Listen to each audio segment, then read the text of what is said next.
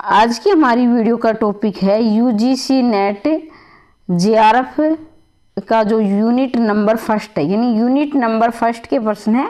और ये सभी आप जानते हैं कि यूजीसी नेट में पहले जो यूनिट है उसमें भाषा संबंधी यूनिट है और ये सभी परीक्षाओं के लिए महत्वपूर्ण है। जिस भी परीक्षा में हिंदी व्याकरण पूछी जाती है, ठीक है, तो ये जरूरी नहीं है कि सिर्फ आप नेट की तैयारी करें, बाकी अन्य एग्जाम की तैयारी भी आपकी इसके साथ साथ हो रही है।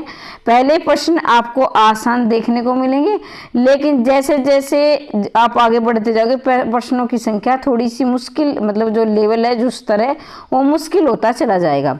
भाषा किसे कहते हैं ये तो आप सभी जानते हैं। भावों के आदान प्रदान को के साधन को क्या कहते हैं? भाषा कहते हैं। देखिए ये प्रश्न इतना आसान समझ के आप छोड़े ना, आगे आगे जाओगे प्रश्न मुश्किल होते चले जाएंगे। लेकिन कई बार क्या होता है, प्रश्न आसान भी आ जाते हैं, लेकिन हम क्या है ये सोच लेते हैं आसान प्रश्न, और वो हमारे गलत हो जाते हैं, ठीक है। तो इस बात का ध्यान ये ना रखें कि बिल्कुल आसान है, ये तो हम कर देंगे। लिपि किसे कहते हैं? भाषा के शुद्ध प्रयोग को, मौखिक भाषा को, भाषा के लिखने की विधि को, इन सभी को। तो देखो भाषा के लिखने की विधि को, भाषा के लिखने की विधि को क्या कहते हैं? लिपि कहते हैं, ठीक है। भाषा के शुद्ध प्रयोग को हमें क्या कहते हैं? व्याकरण। यानी आप भाषा का शुद्ध प्रयोग कर रहे हो तो आप व्याकरण का प्रयोग कर रहे हो। और मौखिक भाषा तो आप जानते हो, मौखिक भाषा जो मुख के द्वारा हम बोलते हैं। सारे जितने भी ऑप्शन है सारे क्लियर करते हुए चलूंगी, और ये बिल्कुल ना लें कि ये सिर्फ नेट में ही काम आएंगे। जिस भी एग्जाम की आप तैयारी कर रहे हैं, वैसे यूजीसी नेट का जो फर्स्ट यूनिट है ये, लेकिन जो अन्य एग्जाम की भी आपकी इसके साथ साथ तैयारी हो रही है। बोलकर भाव एवं विचार करने वाली भाषा को क्या कहते हैं? सांकेतिक कहते हैं, लिखित कहते हैं, मौखिक कहते हैं, वेदिक कहते हैं। तो ये आसान हम जल्दी करते हैं। ये मौखिक भाषा कहते हैं, मुख के द्वारा जो हम बोलते हैं उसे मौखिक भाषा कहते हैं। लिखने के द्वारा जिस भाषा का हम प्रयोग करते हैं उसे लिखित, और सांकेतिक नहीं, इशारों में, जैसे ये सिर्फ नहीं कि हम ऐसे इशारे कर रहे हो उसे, लेकिन ये होता है ना जैसे कि आप कोई व्हीकल चला रहे हो, यानी कोई साधन चला रहे हो, बाइक है, जो भी गाड़ी है, तो वहां कभी लाल बत्ती जलती है तो इसका मतलब संकेत दे दिया कि अभी आपको रुकना है। और फिर आपकी क्या है, जैसे बत्ती आपकी हरी हो जाती है, ग्रीन हो जाती है, तो ये संकेत दे कि अभी आपको चलना है। तो वो भी एक प्रकार का संकेत है। कई बार आपने देखा होगा कि चौराहे पर क्या सिपाही खड़ा होता है, वो कभी इधर उंगली करता है कभी उधर, तो इसका मतलब कि यहाँ यह चलना है, यहाँ रुकना है। वो ऊपर उंगली करता है कभी नीचे, तो वो भी एक इशारा है, वो भी क्या है, एक सांकेतिक भाषा है वो भी, ठीक है। लिखित भाषा का अर्थ है लिपि को समझना, विचारों का लिखित रूप किसी के समक्ष विचार देना। तो इस प्रश्न नंबर 4 का आपका उत्तर होगा लिखित भाषा। विचार किसी के समक्ष लिखकर विचार देना, विचारों का लिखित। एक मिनट रुको भाई, इसके ऑप्शन पीछे रह गए हैं। विचारों को बोलकर लिखना, तो इसका आपका उत्तर होगा विचारों का लिखित रूप। देखिए मैं जब करवा रही हूँ प्रश्न, आपको क्या करना है, कॉपी पेन लेकर बैठना है। अभी प्रश्न थोड़े से आसान है, जैसे प्रश्नों की संख्या थोड़ी बढ़ती जाएगी तो फिर क्या करेंगे हम, उसको आप नोट कर लेना। मतलब आगे आगे प्रश्न आएंगे, थोड़ी मुश्किल भी आएंगे, तो उसको आप नोट करते हुए चलेंगे, ठीक है। तो जब भी मेरी क्लास में बैठे, कॉपी पेन लेकर आप बैठा करो।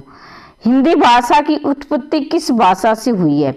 यानी हिंदी भाषा की उत्पत्ति किस भाषा, अंग्रेजी से हुई है, फ्रेंच से हुई है, उर्दू से हुई है, संस्कृत से हुई है?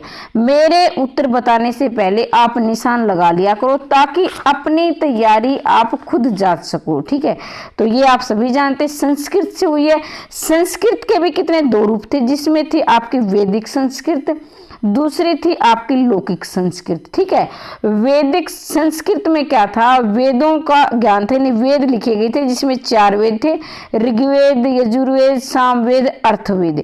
लौकिक संस्कृत जो आम बोलचाल की जो भाषा थी, जैसे उदाहरण के तौर पर बताऊं, जैसे आपकी शुद्ध है, जो देवनागरी लिपि में जो हिंदी लिखी गई है, उसे तो क्या आप बोलते हैं, राजभाषा, यानी मानक भाषा जो आप नाम देते हो, वो हिंदी है।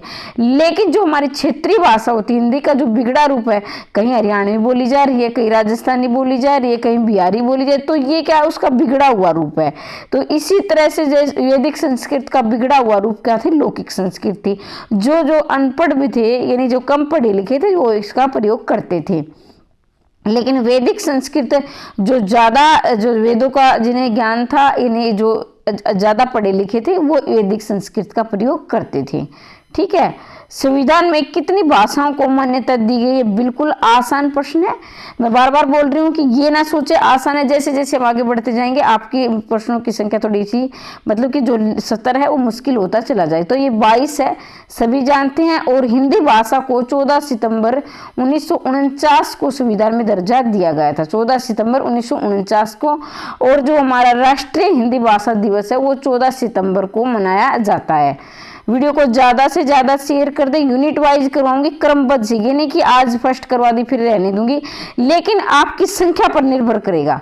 जितना ज़्यादा वीडियो को शेयर करोगे, जितना ज़्यादा मेरे से जुड़ेंगे, तो यूनिट वाइज लिख के भी आपकी तैयारी करवाऊंगी। और वह शेयर आप नहीं करोगे तो ये आपकी संख्या पर निर्भर करेगा, आप कितना इसमें आप सने और अपना प्यार देते हो इस वीडियो को। हिंदी भाषा की उपभाषाएं हैं, तो ध्यान दीजिए 22 भाषाओं को संविधान में क्या है दर्जा दिया गया है, यानी संविधान में मान्यता प्राप्त कितनी भाषाएं? 22 भाषाएं। कब दिया गया है? 14 सितंबर 1949 को दिया गया है। अगर आपसे ये पूछा जाए कि हिंदी की उपभाषाएं कितनी है, तो हिंदी की उपभाषाएं कितनी है? 5 है। आप सभी जानते हैं 5 उपभाषाएं हैं, 22 क्या है भाषाएं हैं, 18 क्या है बोलियां हैं। ठीक है, तो ये भी आप ध्यान रखें, लिख लेना, कॉपी पे नोट कर लेना। 18 बोलियां हैं और क्या है 5 क्या है उपभाषाएं हैं, 22 क्या है भाषाएं हैं। 14 सितंबर 1949 को संविधान में से दर्जा दिया गया, यानी मान्यता प्राप्त की गई थी। आगे जैसे जैसे प्रश्न होगा और भी क्लियर होता जाएगा। भाषा के क्षेत्रीय रूप को कहते हैं बोली कहते हैं, उपभाषा कहते हैं, लिपि कहते हैं। भाषा तो आप सभी जानते हैं क्या कहते हैं, भाषा के क्षेत्रीय रूप को आप क्या कहेंगे? बोली कहेंगे। ठीक है, आगे बढ़ते हैं। देखिए मैं बार बार बोल रही हूँ कि आप ये ना समझे कि ये यूनिट नंबर बस ये इसमें आएगी, नेट में आगे नहीं है, आगे भी ये पूछी जाएगी, क्योंकि भाषा संबंधी प्रश्न, भाषा जितने भी प्रश्न, जितनी भी आपकी परीक्षाएं होती है सब में पूछे जाते हैं। भाषा के लिखित रूप प्रदान करने के लिए निर्धारित चिन्ह कहलाता है। भाई भाषा के लिखित रूप को प्रदान करने के लिए, आप मान लीजिए आप कोई हिंदी लिख रहे हैं, अंग्रेजी लिख रहे हैं, कोई भी भाषा लिख रहे हैं, तो उसके कुछ निर्धारित चिन्ह होते हैं। जैसे ये कै क्यों बना, ये ए क्यों बना, ये ए क्यों बना, ये ऐसे ही क्यों लिखा गया, ये और भी तरीके से लिखा जा सकता था, ऐसे ही ये क्यों लिखा जाता है, मतलब प्रश्न का ये मतलब है। ठीक है, तो ये क्या है? लिखित भाषा है, और वो भाषा है, बोली है, लिपि है। ये क्या है? लिपि है।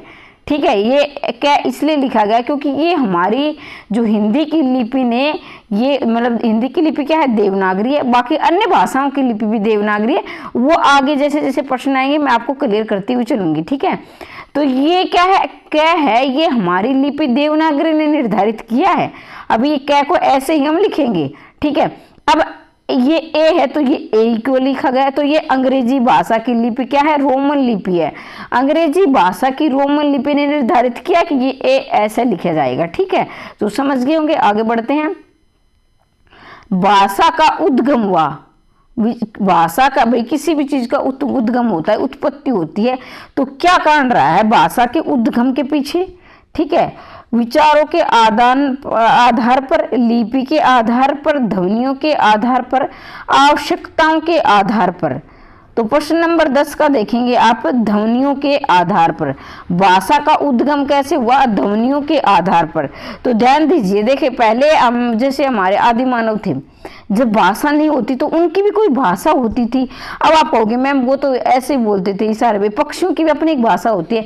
मतलब ये नहीं कि उनकी हमने उनका नाम रखते भैया हिंदी बोल रहे हैं, अंग्रेजी बोल रहे हैं, उर्दू बोल रहे हैं, फ्रेंच बोल, ये नहीं, लेकिन उनका भी तो अपने एक दूसरे से बातचीत करते हैं, तो उनका भी अपना समझाने का एक तरीका होता है। चाहे इशारे, पशुओं की आपस में देखा होगा, पशु भी, जब कोई कुत्ता आपने देखा होगा आपके घर में, जैसे क्या, जैसे माँ अपने बच्चे को प्यार करती तो वो किसे सहलाती है, या आपके कोई भी भैंस रख रहे हो या गाय रख रहे हो, तो उनकी भी अपनी, तो उनकी क्या अपनी ध्वनियों की अपनी भाषा है। पहले ध्वनियों का प्रयोग, जैसे आदि मानव थे, जब ये नहीं थी ये हिंदी है ये अंग्रेजी, इनका कोई नाम नहीं रखा गया था, उस समय भी ये आपस में इशारे करते थे, बातचीत करते, तो ये ध्वनियों के आधार पर।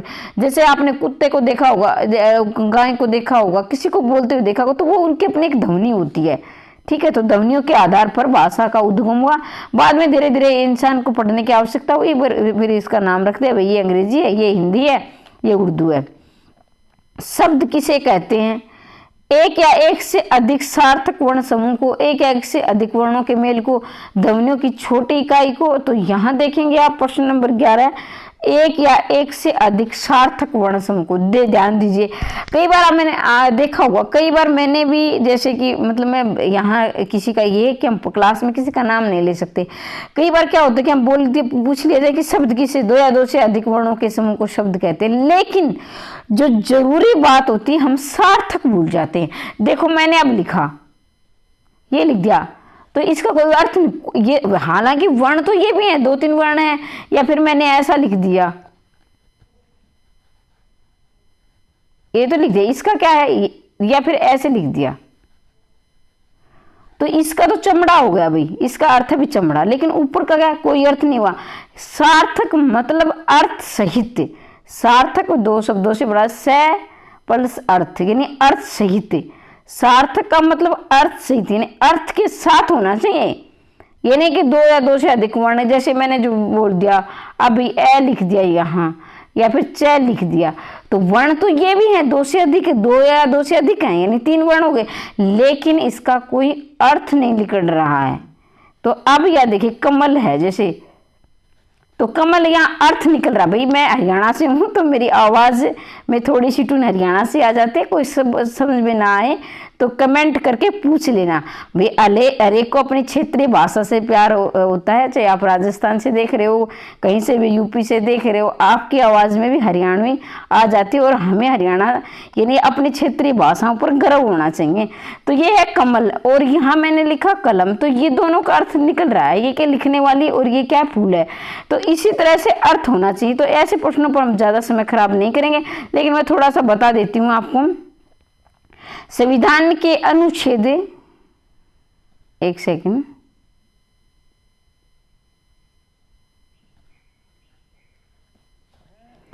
यहाँ आप देखेंगे संविधान के किस अनुच्छेद में हिंदी भाषा को मान्यता मिली है, यानी हिंदी भाषा ही हमारी मानक भाषा होगी या राजभाषा होगी, ये कब मान्यता मिली थी या किस अनुच्छेद के तहत मिली थी? तो ये मिली थी अनुच्छेद 343।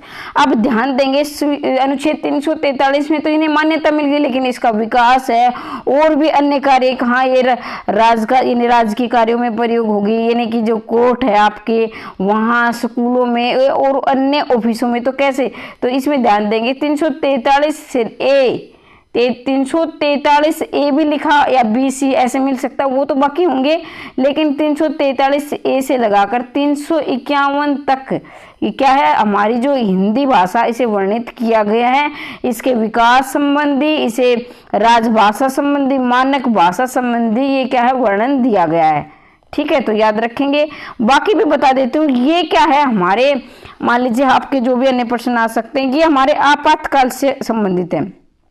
हमारे देश में राष्ट्रपति आपातकाल लगाता है, तो ये राष्ट्रीय आपात है, ये क्या है, राज्यों में आपात है। मान लीजिए किसी हरियाणा में या राजस्थान में कोई ऐसा कार्य हो जाए तो कि मतलब कि जो जनता के कंट्रोल, कोई ऐसा कार्य जाए जो कंट्रोल से बाहर हो जाए, तो राष्ट्रपति क्या उस राज्य को अपने अंडर में ले सकता है, मतलब उसमें क्या है, वो कार्य पूरी तरह राष्ट्रपति की निगरानी में होगा। तो ये 356 है। ठीक है, और 352 राष्ट्रीय आपात है, राज्यों में, यानी ये केंद्र में है, ये राज्यों में है। ठीक है, ये राष्ट्रीय आपात है। भाषा के प्रमुख अवयव कौन से है, मतलब भाषा के प्रमुख अवयव से आप मानेंगे कि भाषा के प्रमुख जो अवयव, ये भाग, ये कौन से, वर्ण है, शब्द है, पद है, वाक्य, आगे नहीं बढ़ेंगे, यही है, क्योंकि यहाँ अनुच्छेद कट जाता है और यहाँ विचार कट जाता है और यहाँ क्या है, भाषण कट जाता है। तो वर्ण है, शब्द है, पद है, वाक्य है। तो थोड़ा सा यहाँ पद और वाक्य में अंतर समझेंगे आप। जैसे कि मान ली कोई भी शब्द है और वो अलग से लिखा जाता तो वो पद होता है, और जैसे ही नहीं शब्द को समझेंगे, जैसे यहाँ मैंने लिखा अब थोड़ी देर पहले कलम, तो ये क्या है, शब्द है, लेकिन जैसे ही हम इसे वाक्यों में प्रयोग कर देंगे तो ये पद बन जाएगा। ये सब एक तरह से देखा जाए तो शब्द ही पद होता है, लेकिन जब वो अकेला होता है तो वो पद होता है, माफ कीजिए, लेकिन जब वो अकेला होता है तो वो शब्द होता है। और जैसे ही हम उसे वाक्यों में प्रयोग कर देते हैं तो शब्द क्या है, पद का स्थान ले लेता है। तो एक बार आप फिर से समझ लीजिए, ऐसे आपको आता ही है, लेकिन फिर हो सकता है कोई पहली बार तैयारी कर रहा हो, तो उसके लिए मैं रिपीट करवा देती हूँ। जैसे कोई शब्द होता है, अकेला होता है तो वो शब्द होता है, और वाक्य में प्रयोग करते ही वो क्या है, पद बन जाता है। ठीक है। भाषा का निर्माण होता है अमूर्त ध्वनियों से, मुख संकेतों से, व्यक्त ध्वनियों से, आंखों से। तो यहाँ आप उत्तर देंगे भाषा का निर्माण कैसे होता है, व्यक्त ध्वनियों से। तो यहाँ देखेंगे, मैं आपको बता रही हूँ कि ऐसे ऐसे प्रश्न है और आप सुन रहे, तो मैं क्या व्यक्त कर रही हूँ, मैं हालांकि ये ध्वनि है, लेकिन ये ध्वनियाँ क्या है, सार्थक ध्वनियाँ है, इसलिए भाषा बन गई। अब मैं कोई भी जैसे टन ऐसे बोलने लग जाऊँ तो या चे तो वो क्या ध्वनि तो है, लेकिन क्या है, वो भाषा नहीं है। ध्वनि तो होगी वो, लेकिन वो भाषा नहीं होगी। यहाँ जो मैं प्रयोग कर रही हूँ वो सार्थक भाषा का प्रयोग कर रही हूँ। ठीक है। तो यही अंतर है भाषा और ध्वनियों में। आगे बढ़ते हैं। भाषा की लघुत्तम इकाई क्या है, ध्वनि है, शब्द है, वाक्य है, संयुक्त है। देखिए, मैं मानती हूँ कि प्रश्न आसान है, लेकिन हम आसान प्रश्न भी गलत कर रहे हैं, देते हैं कई बार। और यूनिट वाइज आपकी तैयारी होगी, प्रश्न मुश्किल भी आएंगे, साहित्य के भी आएंगे। इस तरह से आप तैयारी करते रहें ईमानदारी और धैर्य के साथ। भाषा की सार्थक लघुत्तम इकाई है, सार्थक दिया है। देखिए बारीकी समझिए आप, भाषा की मैंने पूछा लघुत्तम इकाई, मैंने सार्थक हटा दिया यहाँ। ठीक है। तो आप कमेंट बॉक्स में या तो लिख देना या फिर सोच लेना। ठीक है। दोनों ही प्रश्न मैं आपको बता रही हूँ। पहला प्रश्न है भाषा की सार्थक लघुत्तम इकाई, अब आप लिख लीजिए, अपने दिमाग में सोच लिए, कमेंट किए। दूसरा प्रश्न है भाषा की लघुत्तम इकाई। तो ध्यान देंगे, अगर यहाँ सार्थक पूछा है तो भाषा की सार्थक, तो मैंने थोड़ी देर पहले आपको बताया है, सार्थक इकाई क्या है, शब्द है। लेकिन अगर ये सार्थक शब्द हटा दूं मैं, तो क्या है, इसका ध्वनि हो जाएगा या फिर वर्ण हो जाएगा। ठीक है। वर्ण और ध्वनि में भी अंतर समझेंगे आप। वर्ण क्या होते हैं, इसको मैंने लिख दिया क, तो ये क्या है, वर्ण है। क्या वर्ण, क्योंकि वर्णों को मैंने, जैसे किसी ध्वनि को हम लिख देते हैं तो वो वर्ण बन जाता है।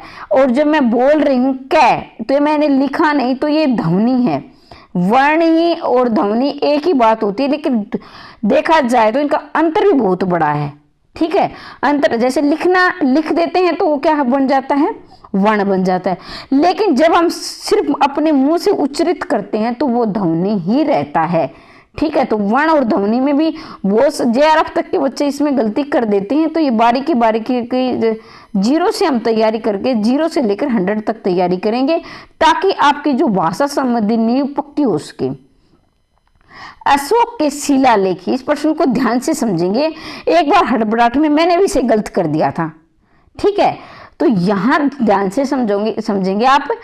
अशोक के शिलालेख ब्राह्मी लिपि तथा किस भाषा में उत्कीर्ण है। ठीक है। अशोक के शिलालेख ब्राह्मी तथा किस भाषा में, तो यह ब्राह्मी तो पहले ही दिया है। अब क्या है, हड़बड़ाहट में, हालांकि ये ब्राह्मी आज दिया होता तो यहाँ आप पक्का गलती करते। अगर मैं इस प्रश्न को बनाती तो मैं ब्राह्मी जरूर देती, क्योंकि हड़बड़ाहट में क्या है, क्योंकि मेरे साथ ऐसा हुआ था, उस ऑप्शन में ब्राह्मी भी था, तो मैंने सोचा भी ब्राह्मी में ही है, इसका अशोक के शिलालेख तो मैंने तुरंत लगा दिया। लेकिन क्या इसके अतिरिक्त और कौन सी भाषाओं में है, तो प्राकृत में है। किस में है, प्राकृत में है। तो ध्यान देंगे किस में है, प्राकृत में है। प्रश्न नंबर आपका C का ये ध्यान देंगे। ठीक है।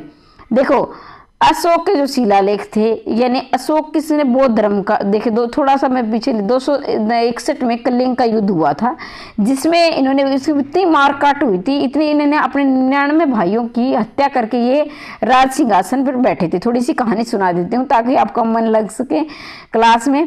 तो इन 99 भाइयों की हत्या करके राज सिंहासन पर बैठे। तो इनको इतना, मतलब ये वैसे तो योद्धा थे, दिमाग वाले भी थे, बहुत विद्वान भी थे, लेकिन क्या था, इनको एक सत्ता का इतना भूत सवार था। इसे अपने और पराये में भेदभाव नहीं था, कि मतलब किसी न किसी तरह ये सत्ता चाहते थे, क्योंकि पहले तो ये राज्यपाल थे। फिर क्या है, बाद में इन्होंने क्या किया, इतने 99 भाइयों की हत्या करके और ये 261 में कलिंग के पराजय करके पर विजय प्राप्त करके और ये उसमें सिंहासन पर बैठ गई। बाद में इनको एहसास हुआ, मारकाट देखने के बाद ये देख रहे थे कि मैंने क्या है, जमीन तो मैंने जीत ली है, सिंहासन तो मैंने जीत लिया, लेकिन लोगों के दिलों को, और वो जैसे विधवा रो रही थी, माँ रो रही थी और जिनके बच्चे रो रहे थे अपने बाप के बिना, फिर इनका हृदय परिवर्तन हो जाता है और फिर क्या है, बौद्ध धर्म को ग्रहण कर लेते। तो ये इसके पीछे की कहानी है। अमीर खुसरो ने हिंदी के लिए क्या प्रयुक्त किया? भैया हाँ, एसएसटी नहीं पढ़ा रहे, नहीं करके मैं एसएसटी आपको पढ़ाती तो थोड़ा सा और भी बताती, हिंदी के लिए इतना ही काफ़ी है। अमीर खुसरो ने हिंदी के लिए क्या प्रयुक्त किया? हिंदवी किया है, हिंदुस्तानी किया है, उर्दू किया है, भाषा के तो ये क्या है, हिंदवी किया है। देखो, अमीर खुसरो को तूतीय हिंदवी कहा जाता है। क्या है इनका नाम? तूतीय हिंदवी। और ये क्या है, हिंदवी के पक्षधर थी और इन्हें मुकरियों और पहेलियों, ये जो पहेलियां है ना, जैसे आपने देखा हुआ बचपन में, हम पहेलियां क्या है, एक थाल मोतियों से भरा, सबके सिर पर ओंधा धरा, सिर के साथ थाल भी फिरे, मोती उनसे एक न गिरे। तो इस प्रकार की आपने पहेलियां पूछी होगी बचपन में, तो आपने, लेकिन बचपन में आपको ध्यान नहीं था या कौन आपको बताता था, आपको ये पता भी नहीं था कि क्या अमीर खुसरो ने पहेलियों की शुरुआत की है। तो पहेलियां और मुकरियों के जनक अगर आ जाए तो ये पहेलियां और मुकरियों के जनक कौन होंगे? अमीर खुसरो होंगे। ठीक है, आगे बढ़ते हैं। पूर्वी हिंदी का संबंध किससे माना गया? मागधी से, अर्धमागधी से, शोरसेनी से। तो यहाँ आप बताएंगे किससे माना गया है। अपना उत्तर देख लीजिए और क्या है, नोट कर लीजिए। मतलब कि आप, मैं जैसे मैंने नंबर डाल रखे ऐसे ही आप नंबर डाल सकते हैं। तो इसका उत्तर होगा अर्धमागधी से। कौन सा होगा? अर्धमागधी से। आगे बढ़ते हैं। हिंदी की कितनी बोलियां हैं? हिंदी की 20 है, 18 है, 22 है, 17 है। तो हिंदी की बोलियां अगर देखा जाए तो कई बार क्या होता है, इसे 17 दिया होता है, कई बार क्या होता है, इसे 18 दिया होता है, लेकिन आप देंगे इसमें 18 हैं। ठीक है, क्योंकि इसमें संशय हमेशा बना रहता है 17 और 18 में। अब आप कहोगे मैडम कितने होंगे, तो इस प्रकार से दोनों इकट्ठे नहीं आते, कभी नहीं आते, इसलिए क्योंकि वो है जो आयोग है, वो प्रश्न जो भी आयोग परीक्षा ले रहा है वो भी इस प्रकार के प्रश्नों से बचता है, क्योंकि वो इस प्रकार के, मतलब 1 नंबर विद्यार्थियों को फ्री मिल जाएगा। तो ज्यादातर अगर देखा जाए तो 18 ही, मैं आगे बताऊंगी, आगे इस प्रकार का प्रश्न आएगा कौन से कैसे 18 बनते हैं। राज्य के कार्यों में प्रयुक्त होने वाली भाषा क्या है? भाई राज्य की राजभाषा है, राष्ट्र भाषा है, मानक भाषा है, लोक भाषा है। इस प्रश्न को आप ध्यान से सुनेंगे। ठीक है, यहाँ आप बहुत गलती करते, सभी तो नहीं करते लेकिन बहुत से अभ्यर्थी करते हैं। देखिए, राज्य की जो राजभाषा है वो राज्य के कार्यों में प्रयोग होती है, यानी ऑफिस में जितने भी ऑफिस है, यानी जो सरकारी कार्यालय में होती है। एक ही लाइन याद रखनी, सरकारी कार्यालयों में जो भाषा प्रयोग होती है वो क्या होती है? राजभाषा होती है। ठीक है, जैसे कोर्ट है, जो भी है, स्कूल है, या कोई भी ऑफिस हो सकता है, इसमें बैंक है, उसमें राष्ट्रभाषा क्या होती है? राष्ट्रभाषा जो देश के अधिकांश जो जनता होती है, यानी मान लीजिए 100 किसी भी 1 लाख, जो भी आपके राज्य में 1 लाख जितनी भी जनसंख्या है, तो 60% से अधिक जो जनसंख्या क्या बोलती है, यानी कि फिक्स है 60। मैडम ने बताया था 60, ऐसा नहीं, 70 भी हो सकती है, 75 भी हो सकती है। और क्या ज्यादातर यानी कि 50% से ज्यादा जो होती है, बाकी भाषाओं से ज्यादा जो लोग या है वो उस भाषा का प्रयोग करते हैं, तो उसे राष्ट्रभाषा कहते हैं। अब राष्ट्रभाषा हिंदी भी हो सकती है, अंग्रेजी भी हो सकती है, कोई भी हो सकती है, लेकिन हमारे देश की देखा जाए तो हमारे देश की राजभाषा हिंदी है। लेकिन प्रश्न यहाँ ध्यान से सुन लेना कि हमारी हिंदी क्या है? राजभाषा है, राष्ट्रभाषा है, मानक भाषा क्या है? तो हमारी हिंदी क्या है? राजभाषा है, क्योंकि हमारे कार्यालयों में हिंदी का प्रयोग होता है। अब आप कहोगे मैम अंग्रेजी का भी होता है, लेकिन वही चलो दिया है, अगर वास्तविकता से देखा जाए तो दोनों ही है, लेकिन वैसे हिंदी हमारी क्या है? राजभाषा है। मानक भाषा क्या होती है? जैसे जो देवनागरी हमारी क्या लिपि है, तो इसमें मानक रूप दिया गया, यही लिखा जाएगा ना। हिंदी को आप ऐसे नहीं लिख सकते, ए नहीं कर सकते, तो मानक या ए है तो ये मानक है, ए ही लिखा जाएगा, इसको मान्यता प्राप्त है, ये ऐसे ही आएगा। ठीक है, हिंदी की उपभाषाएं कितनी हैं? उपभाषाएं 3 है, 4 है, 5 है। तो यहाँ देखेंगे हिंदी की उपभाषाएं कितनी है? 5 है। कितनी भाषाएं हैं? 5 है। ठीक है, और आगे बढ़ते हैं। हिंदी की बोली का मानक रूप क्या है? हिंदी अपनी किस बोली का मानक रूप है? अवधी का, खड़ी बोली का, राजस्थानी का, ब्रज का? तो हिंदी क्या है? खड़ी बोली का मानक रूप है। हिंदी का अन्य नाम पूछा जाए तो एक तरह से इसका अन्य नाम यानी कि इसका दूसरा नाम खड़ी बोली भी है। जैसे हम क्या है, खड़ी बोली का यानी कि जो है, जैसे अपभ्रंश, जैसे पहले आई क्या था हमारी संस्कृत आई, ध्यान दीजिए यहाँ लिख दो बता देती हूँ। पहले संस्कृत आई, ठीक है, संस्कृत में भी दो आई, वैदिक संस्कृत, ठीक है, लौकिक संस्कृत, फिर उसके बाद हमारी आई पाली, पाली के बाद आई हमारी प्राकृत, प्राकृत के बाद आई हमारी अपभ्रंश, और अपभ्रंश के बाद आई हमारी हव्वट, और फिर हमारी आई हिंदी। लेकिन कई बार क्या होता है, अपभ्रंश के तुरंत बाद हिंदी दे दिया जाता, माफ कीजिए।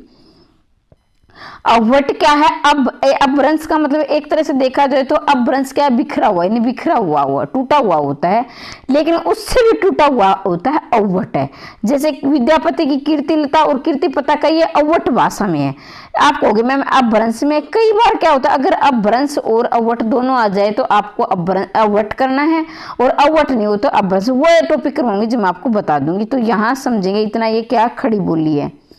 देखिए प्रश्न आसान है, लेकिन जो मैं मुंह से बोलकर करवा रही हूँ, क्योंकि मुझे पता है इसके इर्द गिर्द जितने भी प्रश्न बनेंगे वो आपके गलत नहीं होने चाहिए, ठीक है, वो आपके गलत नहीं होने चाहिए। तो ध्यान से सुनेंगे, और ये आपकी संख्या पर निर्भर करेगा कि आप इस वीडियो को कितना शेयर करते हो। लगातार आपको वीडियो मिलेगी, वीडियो कैसी लगी, यानी क्लास आपको कैसी लगी, ये कमेंट करके आप जरूर बताएंगे। प्रश्न इन्हीं में से आएंगे। तो देखिए संस्कृत, पाली, प्राकृत, अपभ्रंश, ये मैं पहले ही बता चुकी हूँ, ये इसका क्रम रहेगा। संस्कृत, पाली, प्राकृत, अपभ्रंश। पाली में क्या है? बौद्ध ग्रंथ लिखे गए थे, प्राकृत में जैन ग्रंथ लिखे गए थे, और ये संस्कृत में क्या हमारे 4 वेद लिखे गए थे। 4 वेदों की आप जानते हो, ऋग्वेद, यजुर्वेद, सामवेद, अर्थवेद, ठीक है। किसने कहा था कि शब्द की ज्योति ने जली तो विश्व अंधकार में होता? किसने कहा था भाई शब्द की ज्योति न होती तो, देखो किसने कहा था कि शब्द की ज्योति न जली हो तो विश्व अंधकार में होता? महर्षि दंडी ने, आचार्य रामचंद्र शुक्ल ने, भरत मुनि ने। तो यहाँ आप आओ देखो ना ताओ देखते हो, तुरंत आप रामचंद्र शुक्ल लगा देते हो। तो ये आपकी गलती भी नहीं है, क्योंकि रामचंद्र शुक्ल के कथन है ही हमारी हिंदी में ज्यादा है, लेकिन ध्यान देंगे बाकी औरों के भी बहुत महत्वपूर्ण है, वो भी आप पढ़ेंगे। तो यहाँ रहेंगे आपका महर्षि दंडी, इसका उत्तर रहेगा। आगे बढ़ते हैं।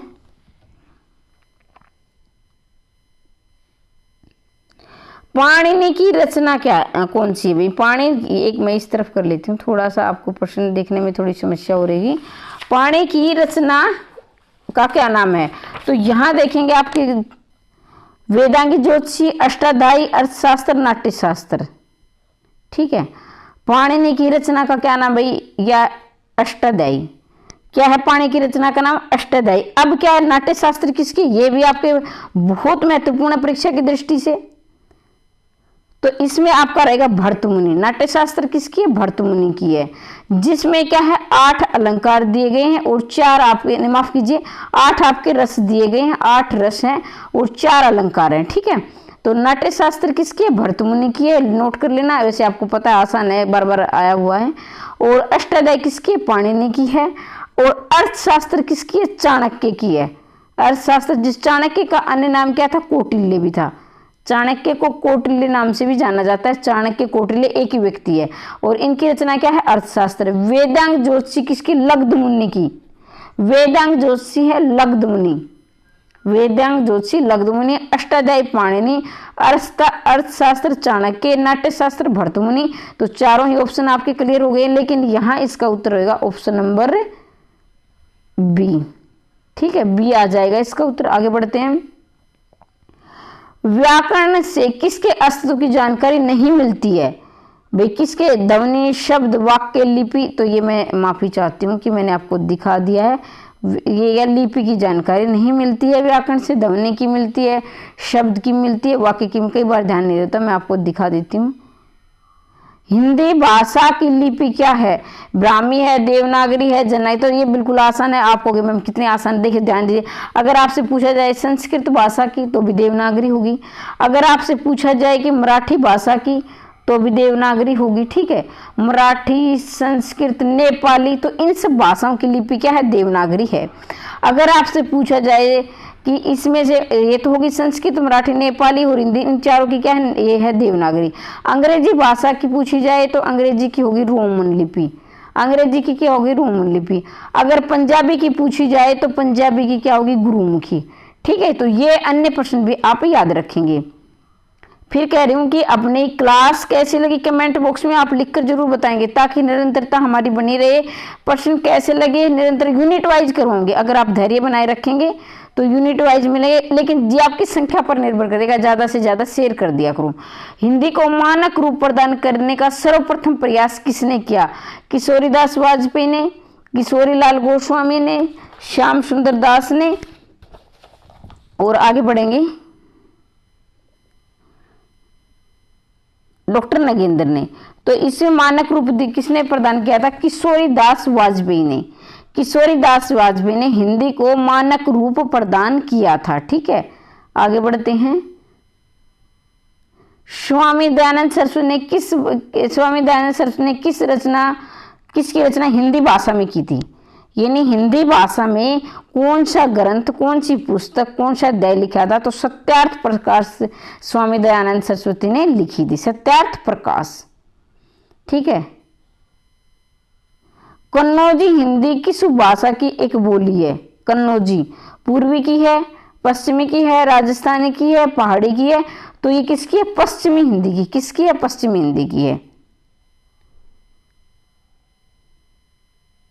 कौन बोली बिहारी की हिंदी बोली नहीं है, हिंदी की बोली है, नहीं है मतलब है, मतलब मगही, क्या है, मगही। तो अब देखिए भाई, अगर आप निरंतर क्लास चाहते हैं तो चैनल को सब्सक्राइब कर ले। अगर आप चाहते हैं कि मैम समय बढ़ा दीजिए तो मैं समय भी बढ़ा दूंगी, हो सकता यहाँ आज के लिए तो इतना ही। आपका सक्सेस इन हिंदी अकेडमी। देखिए दोस्तों, आपको यूजीसी नेट की सभी यूनिट की लगातार क्लास मिलेंगी। अगर आप ज़्यादा से ज़्यादा इसे प्यार देंगे तो ये संभव हो पाएगा, क्योंकि आपका प्यार ही मेरे लिए बहुत बड़ा प्रोत्साहन है। अगर आप ज़्यादा से ज़्यादा नहीं देखोगे तो फिर मेरा भी आत्मविश्वास टूट जाएगा, मैं भी फिर निरंतर नहीं रख पाऊंगी। इसलिए आप ज़्यादा से ज़्यादा प्यार दें, कमेंट करें कि आपको प्रश्न कितने महत्वपूर्ण लगे, ठीक है। और आगे बढ़ने से पहले अगर आपने चैनल को सब्सक्राइब नहीं किया तो सब्सक्राइब कर लेना, घंटी वाले निशान को दबा लेना, ताकि जब भी मैं वीडियो डालूँ आप तक उचित समय पर पहुँच जाएँ। तो ये हमारा दूसरा पार्ट है। कौन बिहारी हिंदी की बोली नहीं है, कौन सी आएगा या कौन नहीं आएगा। कौन तो मतलब कि ये सजीव वस्तु के लिए होता है, तो सजीव व्यक्ति के लिए होता है, वस्तु की माफ़ी चाहती हूँ, वस्तु निर्जीव होती है। तो कौन सी, ठीक है, तो कौन नहीं आएगा। तो इसमें देखेंगे आप, तो माफ़ी ये मगही है। बिहारी की बोली कौन सी नहीं है, बिहारी की बोली कौन सी है, मगही। तो बिहारी में आपकी आती है भोजपुरी। देखिए बिहारी में आएंगे आपकी नंबर 1 भोजपुरी, मगही और मैथिली। ये 3 बोलियां मैथिली में, बिहारी में 3 बोलियां आती है, भोजपुरी, मगही, मैथिली। आगे बढ़ते हैं। भाषा का आरंभ होता है, तो ध्यान दीजिए दोस्तों, जब भाषा की शुरुआत हुई तो उस समय क्या हुआ, आदि मानव थे, या अभी आप देखें पशु पक्षियों का उदाहरण बेहतर ही अच्छा है। कभी आप इन्हें, वो भी आपस में बातचीत करते हैं, लेकिन हमारे उनकी भाषा समझ में नहीं आती। क्यों नहीं आती, क्योंकि वो ध्वनियों से अपने विचारों को व्यक्त करते हैं। जब आदि मानव था तब क्या था कि देवनागरी लिपि या हिंदी भाषा है, या अंग्रेजी भाषा है, या पंजाबी है, फिर इनकी लिपियाँ हैं, तो ये सब शुरुआत से नहीं था। शुरुआत में आदि मानव क्या है, ध्वनियों से अपने विचार व्यक्त करता था। ये तो विकास होता गया, बाद में भाषा बनती गई, फिर उनकी लिपि बनती गई, इस तरह से निरंतरता चली रही। तो इसका उत्तर ए रहेगा, ध्वनि से। भाषा का आरंभ किससे होता है, ध्वनि से। 33 का देखेंगे, कौन पूरी बोली की हिंदी नहीं है, यानी कौन सी पूरी बोली नहीं है। तो पूरी बोली की हम बात करें तो पूरी बोली है ये अब छत्तीसगढ़ी, ठीक है। अब छत्तीसगढ़ी, इसे याद कर लेंगे, छत्तीसगढ़ी। ऐसे अवधि, बै से बघेली और ये छत्तीसगढ़ी। ठीक है, ये प्रश्न बहुत ही महत्वपूर्ण है, हर बार परीक्षा में आता ही है। पूर्वी हिंदी से प्रश्न हमेशा बनता ही बनता है, आसान है लेकिन महत्वपूर्ण है, इसलिए याद रखेंगे। ठीक है, तो इसका उत्तर रहेगा ब्रज, मतलब ए इसका रहेगा उत्तर। मेरे उत्तर बताने से पहले निशान लगा लिया करो ताकि अपनी तैयारी का मूल्यांकन खुद कर सके कि आपकी कितनी तैयारी हो चुकी है, कितनी बाकी है। ठीक है, प्रश्न आसान है लेकिन महत्वपूर्ण प्रश्न है। कहीं आप ये सोचो कि हार्ड ही प्रश्न बनते हैं, तो ध्यान दीजिए दोस्तों, 60% आसान बनते हैं, 40% हार्ड बनते हैं, 20% ऐसे होते हैं जो प्रतिभाशाली विद्यार्थी कर पाते हैं, 20% ऐसे होते हैं जो 10% तो ऐसे होंगे जो कोई नहीं कर पाएगा। लगभग परीक्षा में 10% ऐसे जो कोई नहीं कर पाता, वो तुक्के वाली बात होती है। 20-30% ऐसे होते हैं जो पढ़ने वाले, बहुत ज़्यादा पढ़ने वाले बच्चे कर पाते हैं। 60% ऐसे होते ज़्यादातर जो कॉमन कर लेते हैं। तो यहाँ वो 60% जो होते हैं ना, जो सभी करते हैं, तो हम पहले 60 प्रश्नों की तैयारी करेंगे, बाद में आगे और बाकी की करेंगे। और इन्हीं में से आप गलत कर दोगे आसान को, तो फिर बहुत दुख होता है कि आसान प्रश्न ही हमारा गलत हो गया। कोई विद्यार्थी ऐसे जैसे हार्ड से हार्ड ढूंढ कर करते हैं और वो आसान प्रश्नों को छोड़ देते हैं, वहीं उनकी गलती हो जाती है। तो इसको अन्यथा ना ले कि आसान है, ये नहीं आएगा, इसमें गलती आप नहीं करेंगे। कौन सी एक भाषा है? मेवाती है, मालवी है, मारवाड़ी है, बुंदेली है। तो देखेंगे इसमें आपकी पाली है। पाली क्या है? भाषा है। जैसे पहले बनी थी हमारी संस्कृत। ठीक है, संस्कृत के 2 भाग थे, वैदिक संस्कृत और लौकिक संस्कृत। वैदिक संस्कृत में वेदों की रचना हुई थी, जो हमारे 4 वेद हैं, ऋग्वेद, यजुर्वेद, सामवेद, अर्थवेद। जो लौकिक संस्कृति आम बोलचाल की भाषा थी, मतलब अनपढ़ भी इसमें बातचीत कर सकते थे। लेकिन जो वैदिक संस्कृति ये पढ़े लिखे की भाषा थी।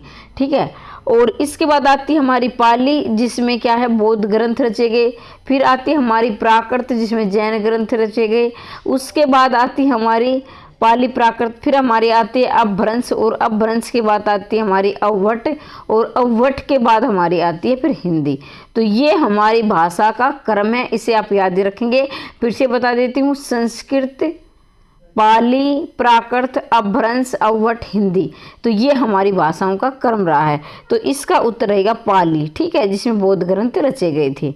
आगे बढ़ते हैं। किसने मैथिली में भी रचना की है? जयदेव ने, विद्यापति, बिहारी ने। तो इसका उत्तर रहेगा बिहारी ने, क्या है ना, माफी चाहूंगी, विद्यापति ने क्या है, मैथिली में रचना की। अब मैं विद्यापति के उपनाम बहुत पूछे जाते हैं। इसे मैथिल कोकिल कहा जाता है, मैथिल कोकिल कहा जाता है। कॉपी पेन लेकर बैठे, नोट कर लिया करो, महत्वपूर्ण प्रश्न। मैथिल कोकिल कहा जाता है। अभिनव जयदेव कहा जाता है, ये प्रश्न बहुत आते हैं। अभिनव जयदेव कहा जाता है। ठीक है, इसके और भी बहुत अन्य उपनाम हैं। तो इन्हें मैथिल कोकिल क्यों कहते? पदावली की जो रचना की थी, जिसमें ये बहुत प्रसिद्ध हुए थे, जो पदावली की जो रचना हुई थी वो मैथिली में की थी, इसलिए इसे मैथिल कोकिल कहा जाता है। इसे इंग्लैंड में दाते और माफी चाहूँ इटली में दाते, इटली में इसे दाते की संज्ञा दी जाती है। इटली में दाते जो हमारे बहुत ही दार्शनिक रहे हैं, और इंग्लैंड में इसे, इटली में दाते और इंग्लैंड में इसे चासर कहा जाता है, चासर के समान माना जाता है। ठीक है, बंगाली साहित्य का जनक भी कहा जाता है, बंगाली साहित्य का जनक भी कहा जाता है, ये भी आप याद रखेंगे। बंगाली साहित्य का जनक भी कहा जाता है, बंगाली साहित्य का जनक भी कहा जाता है। ठीक है, और इन्होंने कीर्तिलता और कीर्ति पताके की रचना क्या है, अवभट में की थी। अब बहुत से विद्यार्थी ऐसे होंगे, कीर्तिलता, कीर्ति पताका, जो ये बोलेंगे मैम उसमें की थी, अपभ्रंश में की थी। तो ध्यान दीजिए, अगर ऑप्शन में अपभ्रंश भी है, अवभट भी है, तो आप अवभट पर निशान लगाओगे, क्योंकि अपभ्रंश का बिगड़ा हुआ रूप अवभट थी। ठीक है, अगर ऑप्शन में कीर्तिलता और कीर्ति पताका की जो रचना आ जाए, किस भाषा में थी, तो आप अवभट और अपभ्रंश दोनों है तो अवभट करेंगे। लेकिन अगर आप अवभट ऑप्शन में नहीं है, तो फिर आप अपभ्रंश करेंगे। इस प्रश्न को आप अच्छी प्रकार से समझ लेना। ठीक है, आगे बढ़ते हैं। कौन सा प्रांत हिंदी क्षेत्र के अंतर्गत नहीं आता है? प्रांत मतलब राज्य से है, स्टेट से है। तो हरियाणा, उत्तराखंड, गुजरात, झारखंड। जो 36 का आपका उत्तर होगा गुजरात है। गुजरात क्या है, हिंदी क्षेत्र के अंतर्गत नहीं आता है। बाकी हरियाणा और अन्य जो है केंद्र शासित दिल्ली के समेत इसमें 10 राज्यों में हिंदी बोली जाती है। 10 राज्यों में हिंदी बोली जाती है, आप याद रखेंगे, कई बार प्रश्न बन जाता है। देखिए दोस्तों, आज थोड़ी सी तबीयत खराब है मेरा बहुत गला खराब है, बुखार भी है, लेकिन मैंने आपसे वादा किया था कि मैं आपको क्लास निरंतर प्रोवाइड करवाऊंगी, इसलिए मैं इस क्लास को बना रही हूँ। ठीक है, हिंदी दिवस किस दिन मनाया जाता है? 14 सितंबर 1949 को हिंदी दिवस मनाया जाता है। क्यों मनाया जाता है? क्योंकि इस दिन हिंदी को संविधान में मान्यता मिली थी, मतलब माफी चाहती हूँ, राजभाषा घोषित किया गया था। राजभाषा घोषित किया गया था। ठीक है, 14 सितंबर 1949 को। तो 14 सितंबर इसका उत्तर रहेगा। इसके साथ ही 10 जनवरी को अंतर्राष्ट्रीय हिंदी दिवस भी मनाया जाता है। अब ये 14 सितंबर तो सबको याद है, इसमें याद करने वाली बात नहीं है, लेकिन 10 जनवरी भूल जाते हैं। तो जो नए नए अभ्यर्थी हैं, पुराने वाले तो जानते हैं, जो नई नई तैयारी कर रहे हैं याद रखेंगे 10 जनवरी को अंतर्राष्ट्रीय हिंदी दिवस मनाया जाता है। 14 सितंबर को राष्ट्रीय हिंदी दिवस मनाया जाता है। आगे बढ़ते हैं। बिहारी हिंदी के अंतर्गत कौन सी बोली नहीं आती है? मैथिली, मगही, भोजपुरी। तो 38 का आपका उत्तर रहेगा ऑप्शन नंबर। बिहारी हिंदी के अंतर्गत कौन सी? मैथिली, एक मिनट, अवधि नहीं आती है भाई। अवधि क्या है? पूर्वी हिंदी के अंतर्गत आती है। अवधि पूर्वी हिंदी। देखिए हमने बिहारी हिंदी के अंतर्गत ये 3 बोली आती हैं, जिसमें आपकी मैथिली है, मगही है, भोजपुरी है। आगे बढ़ते हैं। 39वां क्वेश्चन, किस राज्य की भाषा हिंदी नहीं है? किस राज्य की भाषा हिंदी नहीं है? तो इसमें देख लेंगे पंजाब, हरियाणा, उत्तराखंड, मध्य प्रदेश। तो हरियाणा की भी है, उत्तराखंड की भी है, मध्य प्रदेश की भी है। तो इसका आपका उत्तर रहेगा ऑप्शन नंबर 1। तो फिर पंजाब की कौन सी है? तो पंजाब की है पंजाबी। और इसकी पंजाबी की कई बार लिपि पूछ ली जाती है, याद रखेंगे गुरुमुखी। गुरुमुखी लिपि किसकी है? पंजाबी की है, गुरुमुखी पंजाबी है इसकी। ठीक है, इसके साथ एक प्रश्न और भी याद रखेंगे। मध्य प्रदेश में ज़्यादातर बोली जाने वाली बोली क्या कौन सी है? बुंदेली है। बुंदेली मध्य प्रदेश में ये बुंदेली बहुत बोली जाती है। किस देश में हिंदी बोली तथा लिखी जाती है? इन चारों में से कौन सा ऐसा देश है जिसमें हिंदी बोली जाती है और लिखी जाती है? श्रीलंका, मॉरिशस, ईरान, मिस्र। तो देखिए दोस्तों, इसका उत्तर रहेगा मॉरिशस। मॉरिशस ऐसा देश है जिसमें हिंदी बोली भी जाती है और लिखी भी जाती है। तो ये प्रश्न आप नोट कर लें, अगर आपके पास नहीं है तो लिख लें आप इसे। मेवाती हिंदी किस उपभाषा वर्ग से संबंधित है? मेवाती हिंदी किस उपभाषा वर्ग से संबंधित है? बिहारी, पहाड़ी, मौसमी, राजस्थानी। तो 41 का आपका उत्तर रहेगा आपका डी। मेवाती हिंदी किससे है?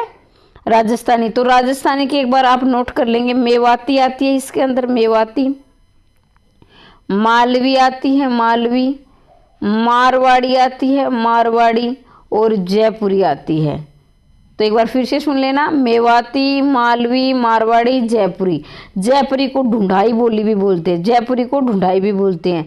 ठीक है, फिर पश्चिमी हिंदी के अंतर्गत आती हैं हमारी 5 बोलियां, जिसमें आपकी खड़ी बोली है, खड़ी बोली है, ब्रज है, कन्नौजी है, बुंदेली है और हरियाणवी है। खड़ी बोली है, हरियाणवी है, ब्रज है, कन्नौजी है, बुंदेली। ये 5 किस में आएंगी? पश्चिमी हिंदी। अब पहाड़ी के अंदर आएंगी कुमाऊनी, गढ़वाली। कुमाऊनी और गढ़वाली। अब इसकी ट्रिक सुन लीजिए। पहाड़ी की रहेंगी पहाड़ी, गढ़वाली क्या है? कुमाऊनी है। पहाड़ी गढ़वाली क्या है? कुमाऊनी है। पहाड़ी की कुमाऊनी और गढ़वाली। गढ़वाली को आप घरवाली बोल लेंगे, उच्चारण के लिए कुछ नहीं होता है। कहीं आप बोलो कि मैम आप तो गलत पढ़ा रही हो, गलत समझा रही हो, तो जैसे ट्रिक के तौर पर बता रही हूँ। पहाड़ी घरवाली कैसी है? कुमाऊनी भी काम करने वाली है।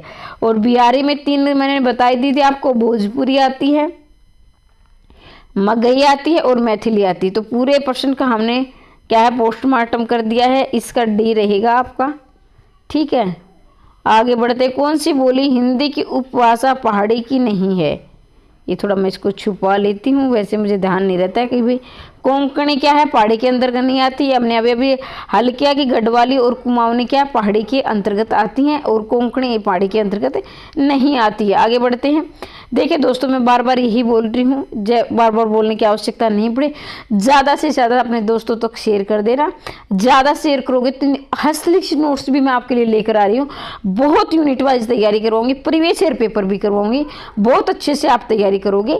लेकिन क्या है, आपका प्यार और स्नेह आपको देना होगा, सहयोग बनाए रखना, तभी मैं प्रोत्साहन, यही मेरे लिए सबसे बड़ा प्रोत्साहन है, आपका प्यार ही। कमेंट बॉक्स में अवश्य लिखना कि आपको ये प्रश्न कैसे लगी, क्योंकि आप नहीं लिखोगे तो मुझे ये लगेगा कि बोर हो रहे हो आप। हिंदी भारत की राष्ट्रभाषा राजभाषा दोनों है। तमिलनाडु की राज्य भाषा हिंदी है। इंडोनेशिया की आधी आबादी हिंदी बोलती है। बिहारी के दक्षिण जिलों में बोली जाती है, तो यहाँ अवधि बिहारी के दक्षिण जिलों में बोली जाती है। तो इसमें आपको सत्य देखना है, सत्य कौन सा है। 43वां प्रश्न आपके सामने है, तो इसका रहेगा आपका ए। हिंदी भारत की राष्ट्रभाषा और राजभाषा दोनों है। अब ध्यान देंगे आप, अगर ऑप्शन में अलग अलग दिया है राजभाषा, मान लीजिए राजभाषा ऑप्शन नंबर ए है, बी इसमें हम करेंगे राष्ट्रभाषा, तो आपको कंफ्यूज नहीं होना है। अगर दोनों अलग अलग है तो आप राजभाषा पर निशान लगाओ। क्यों लगाओगे? राजभाषा वो होती है जो हमारे राज्य के कार्यालय में प्रयुक्त की जाती है, जैसे आपकी कोर्ट है, स्कूल है, बैंक है, जो भी आपके राज्य की, जिसमें आपके राजकाज के काम संभाले जाते हैं, ठीक है, प्रशासन संबंधी कार्य किए जाते हैं, तो आप राजभाषा उसे कहते हैं। राष्ट्रभाषा वो होती है जिसमें हमारे अधिकांश क्षेत्र की भाषा, जैसे अधिकांश क्षेत्र के लोग इस भाषा को बोलते हैं। तो अब क्या है, अलग अलग है तो आप राजभाषा को लिख, अब क्या है, दोनों इकट्ठे दिए हैं तो इसलिए हम इसको ही निशान लगाएंगे। क्यों लगाएंगे? क्योंकि राजभाषा तो है हमारी, लेकिन राष्ट्रीय भाषा इसलिए क्योंकि हमारे भारत के ज़्यादातर लोग हिंदी का प्रयोग करते हैं। अलग अलग ऑप्शन में आ जाए ए समझ के और बी, तो इसको लगाएंगे निशान, ध्यान से समझ लेना। अगर दोनों इकट्ठे आए हैं तो फिर इसी को निशान लगाओगे, ठीक है। भाषा संस्कृति किस धातु से निष्पन्न हुई है? वाक से, बक से, तो सभी जानते हैं भाष से हुई है। 44 का आपका रहेगा बी। हिंदी कौन सा शब्द आगे बढ़ते हैं भाई, हिंदी का कौन सा शब्द फारसी का नहीं है? हिंदी, हिंदू, हिंदुस्तानी, तो ये सभी जानते हैं। संस्कृत शब्द क्या है आपका? फारसी नहीं है। बाकी क्या है आपके? फारसी शब्द है। आगे बढ़ते हैं। किसे आधुनिक आर्य भाषा नहीं माना जाता? हिंदी को, गुजराती, अपभ्रंश, मराठी। 43वां प्रश्न आपके सामने है। तो अपभ्रंश को क्या नहीं माना जाता? आधुनिक आर्य भाषा नहीं माना जाता है। तो इसे क्या माना जा सकता? इसे अपभ्रंश को क्या है, किसे आधुनिक आर्य भाषा नहीं माना जाता है? तो आपका रहेगा अपभ्रंश। अपभ्रंश को आधुनिक आर्य भाषा नहीं माना जाता है। अब देखें भाई, कई बार क्या होता है, इसके हाथ कहीं का कहीं लग जाता है, इसलिए मैं माफ़ी चाहती हूँ, बार बार डिस्टर्ब हो रहे हो आप। ये मैंने कल करवा दी थे, जिसने नहीं देखे हैं तो ये प्रश्न आप अवश्य देखना, काफ़ी महत्वपूर्ण प्रश्न है। ये वो प्रश्न है आपके प्रीवियस ईयर परीक्षा में पूछे हुए प्रश्न है। ये आपके प्रश्न है जो यूजीसी नेट ने पूछे हैं, ठीक है। हम आ गए थे किसमें? पंजाब, यहाँ तक हमारा हो चुका था, मेवाती भी हो चुका था। तो ये भाषा कौन सी भाषा? फारसी की नहीं, ये भी हमने कर लिया था। तो हम आगे थे 43वें प्रश्न पर।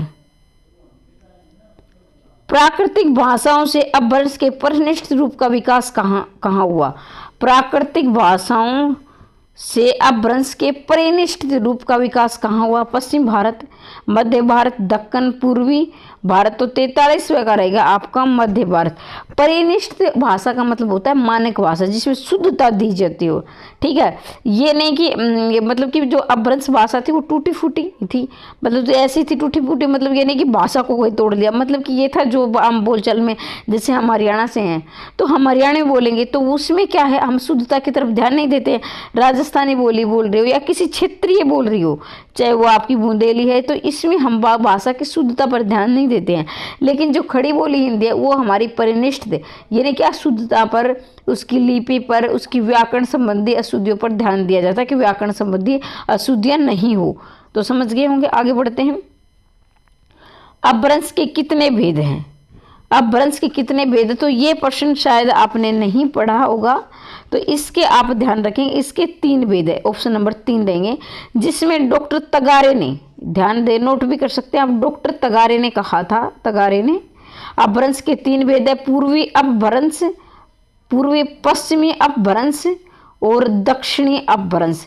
डॉक्टर तगारे ने अपभ्रंश के 3 भेद माने थे, पूर्वी अपभ्रंश, पश्चिमी अपभ्रंश और दक्षिणी अपभ्रंश। तो इसका उत्तर रहेगा ऑप्शन नंबर आपका सी हो जाएगा। ठीक है, तो थोड़े आसान भी हैं, थोड़े से मुश्किल भी हैं, सब प्रकार के प्रश्न आपके लिए लेकर आई हूँ। 49वां प्रश्न आपकी स्क्रीन पर है, पाली को खालिस्तान भाषा भी कहा जाता है, पाली को खालिस्तान भाषा भी कहा जाता है। तो देखें, इसमें आपके पाली को कहा जाता है देश भाषा, देव भाषा, लोक भाषा।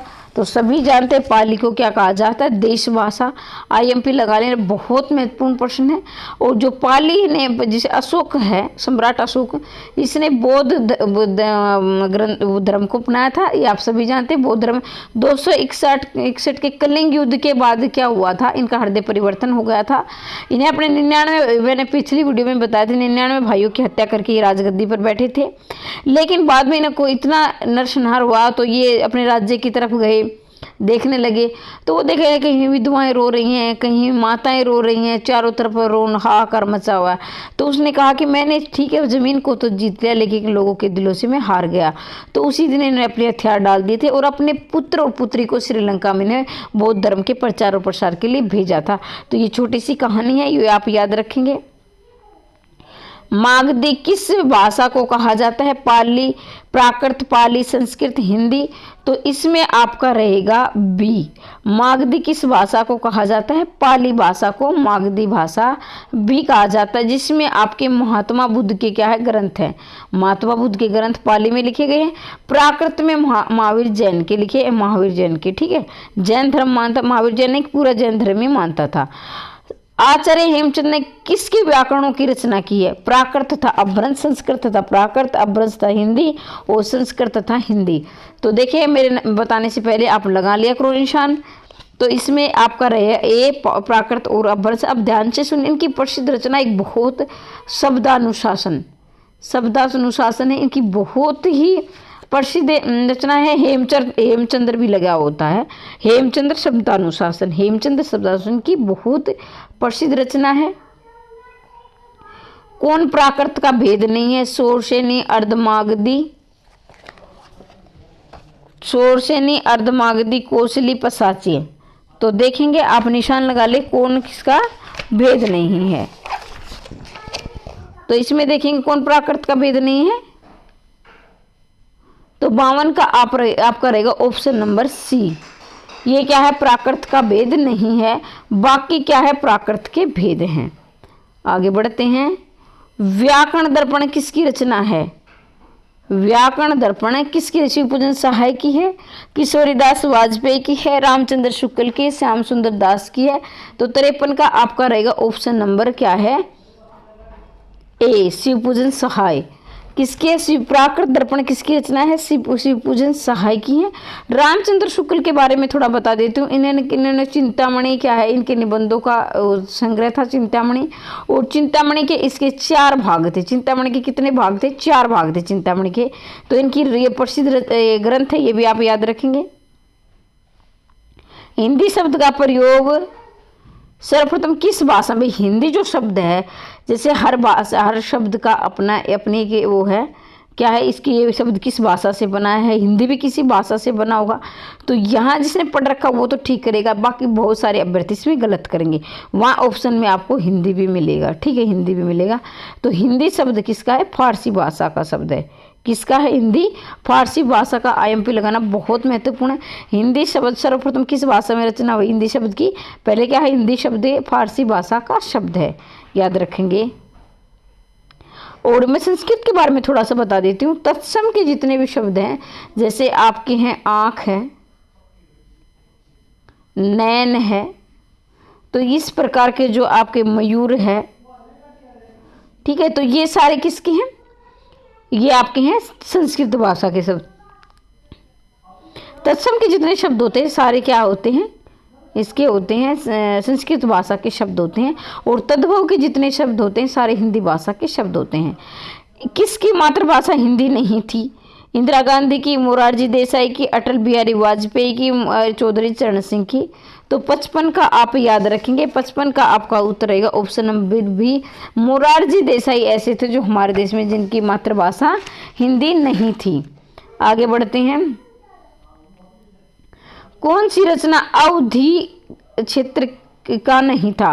कौन रचनाकार अवधि क्षेत्र का नहीं, रचनाकार माफी चाहूंगी, कौन रचनाकार अवधि क्षेत्र का नहीं था? मुंशी प्रेमचंद्र, जयशंकर प्रसाद, भारतेंदु हरिश्चंद्र, जैनेन्द्र।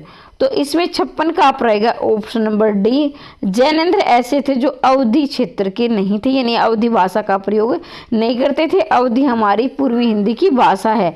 और प्रेमचंद के बारे में आप जानते हैं, इन्हें उपन्यास सम्राट कहा जाता है, कहानी सम्राट कहा जाता है। इन्हें 300 से अधिक कहानियां लिखी है। जयशंकर प्रसाद ये नाटकों के लिए काफ़ी प्रसिद्ध रहे हैं। इन्होंने ऐतिहासिक नाटक लिखा है, और ऐतिहासिक नाटक इनका सबसे क्या है, राज्यश्री है। इनका पहला ऐतिहासिक नाटक कौन सा है? राज्यश्री है। ठीक है। सकंद गुप्त, चंद्रगुप्त, ये सारे किसके हैं? जयशंकर प्रसाद के नाटक है। भारतेंदु हरिश्चंद्र को क्या कहा जाता है? पूरे युग का नाम ही भारतेंदु युग के नाम पर पड़ा है, भारतेंदु हरिश्चंद्र के नाम पर भारतेंदु। और इनका जन्म हुआ 1880 में और 1885 में इनकी मृत्यु हो गई। मात्र 35 वर्ष इन्होंने जिंदगी जी, लेकिन ये काफ़ी प्रसिद्ध हो गए। 35 वर्ष की आयु में इन्हें पूरे युग का नाम इनके नाम पर पड़ गया। तो ये भी आप याद रखेंगे। तुलसीदास की रामचरितमानस किस बोली की साहित्यिक रचना है? जो रामचरितमानस है किस बोली में लिखी गई थी, किस भाषा में लिखी गई थी? तो याद रखेंगे, सभी जानते बोली की जगह यहाँ आप भाषा भी कर सकते हैं, भाषा ठीक रहेगा। ठीक है। तो इसमें आपका रहेगा अवधि में। क्या है? अवधि में। तो देखेंगे आप अवधि क्या है, और इन्होंने दोनों ही भाषाओं में लिखी थी, ब्रज में भी लिखी थी और क्या है, अवधि में भी लिखी थी। और इनके 12 ग्रंथों को प्रमाणिक माना जाता है। 12 ग्रंथों को प्रमाणिक किसने माना है? रामचंद्र शुक्ल ने माना है। तुलसीदास के 12 ग्रंथों को प्रमाणिक किसने माना है? रामचंद्र शुक्ल ने माना है। कितने ग्रंथ माने जाते हैं प्रमाणिक? 12 याद रखेंगे। और जिसमें राम और मंगल आ जाए, राम और मंगल आ जाए, तो वो क्या है? इसमें अवधि भाषा की रचनाएं हैं, जैसे जानकी मंगल, पार्वती मंगल, रामचरितमानस, रामलीला, नैछू। तो जितने भी राम, जिस भी ग्रंथ में, जिस भी रचना में राम आता है, मंगल आता है, सभी अवधि भाषा की। नोट कर लेना, ट्रिक बता रही हूँ। इसका विनय पत्रिका है, ये क्या है? ब्रज भाषा में है। और इसमें 21 विनय राग है। विनय राग 21 क्या है? इसमें विनय राग है। रामचरितमानस के बारे में वो पूछा जाता है, इसमें 7 कांड है। रामचरितमानस में 7 कांड है। और इसका क्या है, ये भी पूछा जाता है, इसको लिखने में कितना समय लगा? इसमें 2 वर्ष और 7 महीने इनमें लिखने में लग गया था समय, 2 वर्ष और 7 महीने। अब हमारे क्या है, संविधान को लिखने में कितना समय लगा? तो याद रखेंगे 2 वर्ष, इसमें 11 महीने और 18 दिन। ठीक है। ये हमारे संविधान लिखने में ये समय लगा था। तो ये भी आप याद रखेंगे। बहुत ही महत्वपूर्ण प्रश्न है। जो बोलकर बता रही हूँ वो मुझे ज़्यादा महत्वपूर्ण लग रहा है, क्योंकि ये तो देखिए, ये तो यानी ऐसा महत्वपूर्ण नहीं है, लेकिन मुझे लगता है कि इर्द गिर्द जितने भी प्रश्न बनेंगे, आपके प्रश्न एक भी गलत नहीं होना चाहिए। ध्यान से वीडियो को देखते हो, ध्यान से सुन भी लिया करो। ठीक है। बिहारी की राजधानी पटना किस बोली क्षेत्र में स्थित है? बिहारी की राजधानी पटना किस बिहारी बोली क्षेत्र में स्थित है? तो देखिए, पहले तो आप याद रखेंगे बिहार की राजधानी क्या है? पटना है। एक प्रश्न तो आपका जीके का ये बन गया, बिहार की राजधानी क्या है? पटना है।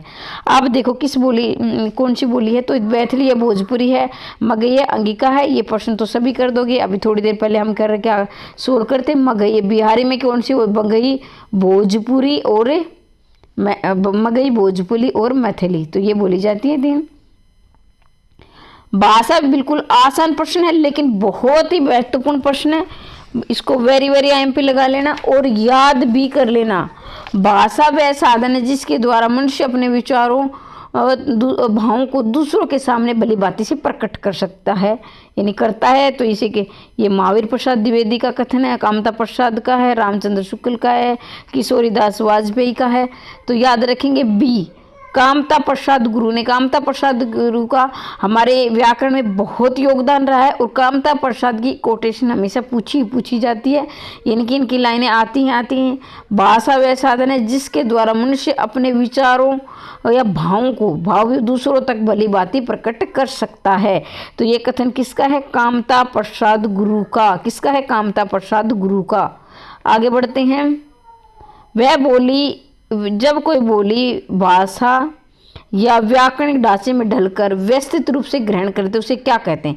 जब कोई बोली या भाषा व्याकरणिक ढांचे में ढलकर व्यवस्थित रूप ग्रहण कर लेती है तो उसे क्या कहते हैं?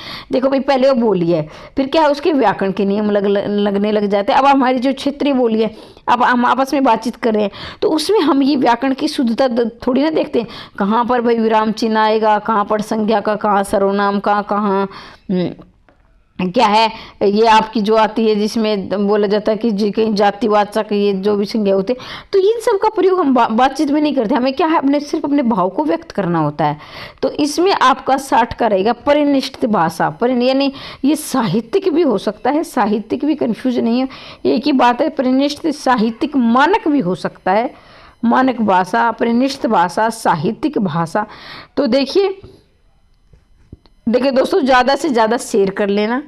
देखिए, जब आप ज़्यादा प्यार दोगे, स्नेह, आपका सहयोग ही मेरे लिए बहुत बड़ा प्रोत्साहन है। नहीं, मेरा भी मन टूट जाएगा क्योंकि मुझे ये लगेगा कि आप इंटरेस्ट नहीं ले रहे हो, आपको क्लास पसंद नहीं आ रही है। और अपने कमेंट के द्वारा जरूर बताया को क्लास आपको कैसी लगी। ठीक है, आगे बढ़ते हैं। वर्णों के और है ना, ये नहीं कि मेरे हस्तलिखित नोट्स भी आपको मिलेंगे और सब कुछ फ्री में मिलेगा आपको। ठीक है, तो आप पढ़ते रहिए और अपनी क्रमबद्धता बनाए रखना। वर्णों के सार्थक मेल से जिस वर्ण समूह या ध्वनि समूह की सृष्टि होती है उसे क्या कहते हैं? अक्षर कहते हैं, शब्द कहते हैं, वाक्य कहते हैं, उपवाक्य। वर्णों के मेल से सार्थक वर्ण, इस सार्थक का मैंने कल भी बताया, असार्थक मतलब होता है अर्थ के सहित, अर्थ सहित, इसका मतलब होता है अर्थ सहित। ठीक है, तो अर्थ सहित में क्या है, अर्थ अक्षर का तो देखो वर्ण हो या ध्वनि हो, उसमें जैसे मैंने बोला कै, तो कै का कोई अर्थ नहीं निकल रहा है, कोई बोलेगा मैम नहीं निकल रहा है। अब मैंने लिख दिया कै, तो ये क्या है? वर्ण है। लिखा है मैंने कै, तो ये क्या वर्ण है, और मैंने बोला कै, तो ये क्या है? ध्वनि है। तो कई बार पूछा जाता है कि ध्वनि और वर्ण में अंतर बताइए। जब हम वो ध्वनि को लिख देते हैं, लिखित रूप दे देते हैं, तो वो वर्ण बन जाता है। लेकिन जब वर्ण को लिखित रूप ना देकर सिर्फ मौखिक उच्चारण किया जाता है तो वो क्या होती है? ध्वनि होती है। ठीक है, तो इसमें आपका उत्तर रहेगा ऑप्शन नंबर बी, शब्द। ठीक है, तो आज जैसा कि मैंने अभी आपको बताया कि हमारे यूनिट 1 हिंदी भाषा से संबंधित प्रश्न है। इसके बाद हम हिंदी साहित्य करेंगे। और आगे बढ़ने से पहले बता दूं कि ये मेरे हस्तलिखित नोट्स आपको मिलेंगे। तो इसी प्रकार की आप निरंतर क्लास चाहते हैं तो चैनल को सब्सक्राइब कर लें और शेयर कर लें। आज थोड़ी सी तबीयत ख़राब है, 2-3 दिन से तबीयत ख़राब चली हुई है। कोई शब्द समझ में ना आए तो कमेंट करके अवश्य पूछ लेना, क्योंकि मेरा गला बहुत ख़राब है। आगे बढ़ते हैं। 61वां प्रश्न आपकी स्क्रीन पर है। वर्णों के मेल से जिस सार्थक वर्ण समूह या ध्वनि समूह की सृष्टि होती है उसे क्या कहते हैं? सृष्टि का मतलब होता है निर्माण। यानी वर्णों के मेल से जिस सार्थक वर्ण समूह या ध्वनि की सृष्टि होती है उसे क्या कहते हैं? अक्षर कहते हैं, शब्द कहते हैं, वाक्य कहते हैं। तो देखिए, मैं आपको बता दूं कि जिस तरह ये नंबर डले हुए हैं ऐसे ही आप नंबर डाल लें और ये अपनी तैयारी का मूल्यांकन कर लें कि आपकी तैयारी कितनी है, कितने में से कितने प्रश्न आपके सही या गलत हो रहे हैं। तो इसका रहेगा ऑप्शन नंबर आपका बी। बहुत ही आसान प्रश्न है, बी शब्द है। आगे बढ़ते हैं। जो भाषा की जनता की जागृति से जुड़कर व्यापकता ग्रहण करती है वह क्या है? राजभाषा है, राष्ट्रभाषा है, परिनिष्ठित भाषा है, अलंकृत भाषा है। यानी जो भाषा जनता की जागृति से जुड़कर व्यापकता ग्रहण करती है। यानी लोग ज़्यादा से ज़्यादा जिस भाषा को पसंद करते हैं, जिसको प्रयोग में लाते हैं, तो वो इसका मतलब है। तो ये आप सभी जानते हैं कि ज़्यादा से ज़्यादा संख्या में बोली जाने वाली भाषा क्या राष्ट्रभाषा कहलाती है। यानी देश की अधिकांश जनता जिस भाषा का प्रयोग करती है वो राष्ट्रभाषा होती है। राजकीय कार्यालयों में जो भाषा प्रयोग में आती है उसे राजभाषा कहते हैं। परिनिष्ठित जो मानक भाषा से संबंधित है, जिसे मान्यता प्राप्त दी जाती है। और अलंकृत भाषा जो सुशोभित, यानी ज़्यादा से ज़्यादा बनावट, जिसे एक तरह से देखा जाए तो इसमें बनावटीपन भी आ जाता है, यानी भाषा की सुंदरता के लिए। किस रचनाकार ने हिंदी भाषा को हिंदवी कहा है? बहुत ही आसान प्रश्न है लेकिन महत्वपूर्ण प्रश्न है। अमीर खुसरो को तबला के वादक भी माना जाता है। इसे तबला का जो जनक है वो अमीर खुसरो है। हिंदवी का इन्होंने सबसे पहले प्रयोग किया था और खड़ी बोली का प्रयोग भी अमीर खुसरो ने किया था। तो इसके इर्द गिर्द जितने भी प्रश्न बनते हैं वो भी हम क्लियर करते हुए चलेंगे। कबीरदास की भाषा को सुदुकड़ी भाषा कहा जाता है। सूरदास की भाषा ब्रज भाषा रही है। कबीरदास की भाषा ब्रज भाषा और क्या है ये अवधी, मतलब मिश्रित जो भाषा रही है इनकी। जैसे ये राजस्थानी शब्दों का इन्होंने ज़्यादा प्रयोग किया है कबीरदास ने। जहाँ जाते थे उसी प्रकार की भाषा ये सीखते चले जाते थे। तो इनकी भाषा सुदुकड़ी रामचंद्र शुक्ल ने कहा है। और भाषा का डिक्टेटर भी कहा जाता है। इसे किसने कहा था? हजारी प्रसाद द्विवेदी ने कहा था। इसे पंचमेल खिचड़ी, इनकी भाषा को पंचमेल खिचड़ी किसने कहा था? डॉक्टर श्याम सुंदर दास ने कहा था। तो ये प्रश्न भी आप याद करते हुए चलें। एक कॉमन प्रश्न आपको याद भी होंगे। कौन बिहारी हिंदी की बोली नहीं है? यानी कौन सी बिहारी की बोली नहीं है? भोजपुरी है, मगही है, मैथिली है, बघेली है। तो आप सभी जानते हैं बिहारी में 3 बोलियां होती है, जिसमें मगही है आपकी, भोजपुरी है और मैथिली है। ठीक है, भोजपुरी, मगही, मैथिली ये क्या है? बिहारी की। लेकिन ध्यान दीजिए बघेली इसका नहीं है पूछा गया। तो बघेली क्या है? पूर्वी हिंदी की है। पूर्वी हिंदी की अवधी बघेली और छत्तीसगढ़ी। ठीक है, अवधी बघेली पूर्वी हिंदी के। बाकी ये तीनों क्या है? बिहारी के अंतर्गत आती है, बिहारी बोली के अंतर्गत आती है। आगे बढ़ते हैं। कौन सी पूर्वी की बोली नहीं है? अवधी अब हमने पढ़ा। कन्नौजी इसका उत्तर रहेगा, जिसमें आगे बघेली छत्तीसगढ़ी है। तो पूर्वी ये कन्नौजी क्या है? पश्चिमी के अंतर्गत आती हैं। और पश्चिमी के अंतर्गत हमारी 5 बोली आती हैं, जिसमें आपकी ब्रज भाषा है, कन्नौजी है, खड़ी बोली है, ये आती हैं इसमें। महाराष्ट्र में किस भाषा का प्रयोग अधिक मिलता है? महाराष्ट्र में किस भाषा का प्रयोग अधिक होता है? अंग्रेजी, हिंदी, मराठी। तो ये आप सभी जानते हैं कि महाराष्ट्र में क्या क्या बोली जाती हैं। कमेंट करके आप अवश्य बताएंगे। और इसके साथ ही आगे बढ़ने से मैं बता दूं कि मेरे हस्तलिखित नोट्स भी आपको मिलेंगे। और कल से हमारी साहित्य की क्लास शुरू हो रही है, यानी कल से हम साहित्य पढ़ेंगे। आज भाषा से संबंधित कोई वीडियो हमारी आज यानी जितने भी प्रश्न हैं 100 प्रश्न करवाऊंगी। वैसे इस गिर्द हमने काफ़ी प्रश्न किए, 300 के आसपास तो हमने कर लिए होंगे। इतने ही प्रश्न बनने की संभावना है। इससे आगे मुझे नहीं लगता कि नेट या जेआरएफ में पूछे जाएंगे। तो इसका मराठी रहेगा, इसका उत्तर रहेगा आपका मराठी।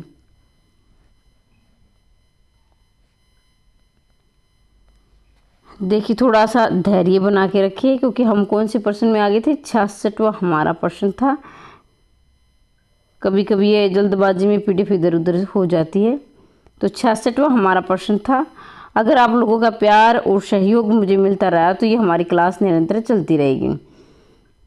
हिंदी भारत के कितने राज्यों की राजकीय भाषा है? बहुत ही आसान प्रश्न है, लेकिन बार बार परीक्षा में पूछा जाता है। आप सभी जानते हैं, जिसमें आपकी है 10 राज्य। और ये इसके 10 राज्यों में जो हमारा केंद्र शासित प्रदेश है, दिल्ली में भी ये भाषा बोली जाए। जैसे हरियाणा है, राजस्थान है, बिहार है, उत्तराखंड है। तो इनमें कुल लगा के 10 राज्यों में ये भाषा बोली जाती हैं। ठीक है। किस भाषा के बोलने तथा लिखने के नियमों को व्यवस्थित पद्धति क्या कहलाती है। यानी भाषा को एक क्या है, हर एक चीज़ का भाई हर एक जगह का अपना एक नियम होता है। किसी आप कार्यालय में जाते हो उनका अपना नियम होता है, स्कूल के अपने नियम होते हैं। तो इस नियमों को हम क्या कहते हैं, तो व्याकरण कहते हैं। भाई कहाँ संज्ञा का प्रयोग किया जाएगा, कहाँ सर्वनाम होगा, कहाँ कौन सा लिंग कौन सा वचन लगेगा, कहाँ इसमें विराम चिन्ह लगेगा, ये सब नियम किसमें व्याकरण होते हैं। यानी भाषा की शुद्धता से देखा जाए, उसके नियम को देखा जाए तो व्याकरण क्या है, हमारे भाषा की शुद्धता और नियमों को बांध कर रखता है। तो व्याकरण इसका रहिएगा सही उत्तर। देवनागरी किस भाषा की लिपि नहीं है, तो नहीं है पूछा गया। मैं शुरू में ऐसे कहती हूँ कि आपको नहीं है सबसे है या नहीं है अंडरलाइन करना है। इससे आपके 50% प्रश्न आपका यहीं सही हो जाता है, क्योंकि हम जल्दबाजी में है कि नहीं लगाते, नहीं को है लगा देते हैं। क्योंकि अगर आप नहीं यहाँ अंडरलाइन नहीं करोगे तो जल्द आप हाँ ये पूछा गया हिंदी देवनागरी किस भाषा की लिपि है, हिंदी लगा दोगे। लेकिन यहाँ नहीं है पूछा गया है तो एक में नहीं होगा, बाकी 3 में होगा। तो ये देखेंगे डी, हिंदी क्या है, हिंदी की लिपि भी की है देवनागरी है, नेपाली की भी, मराठी और संस्कृत की भी यही है। इसके एक और लिख लेंगे आप, संस्कृत, नेपाली, मराठी, हिंदी, इनकी लिपि क्या है, देवनागरी है। और पंजाबी की क्या है, गुरुमुखी है, पंजाबी की गुरुमुखी। अंग्रेजी की क्या है, रोमन है। तो ये भी आप याद रखेंगे।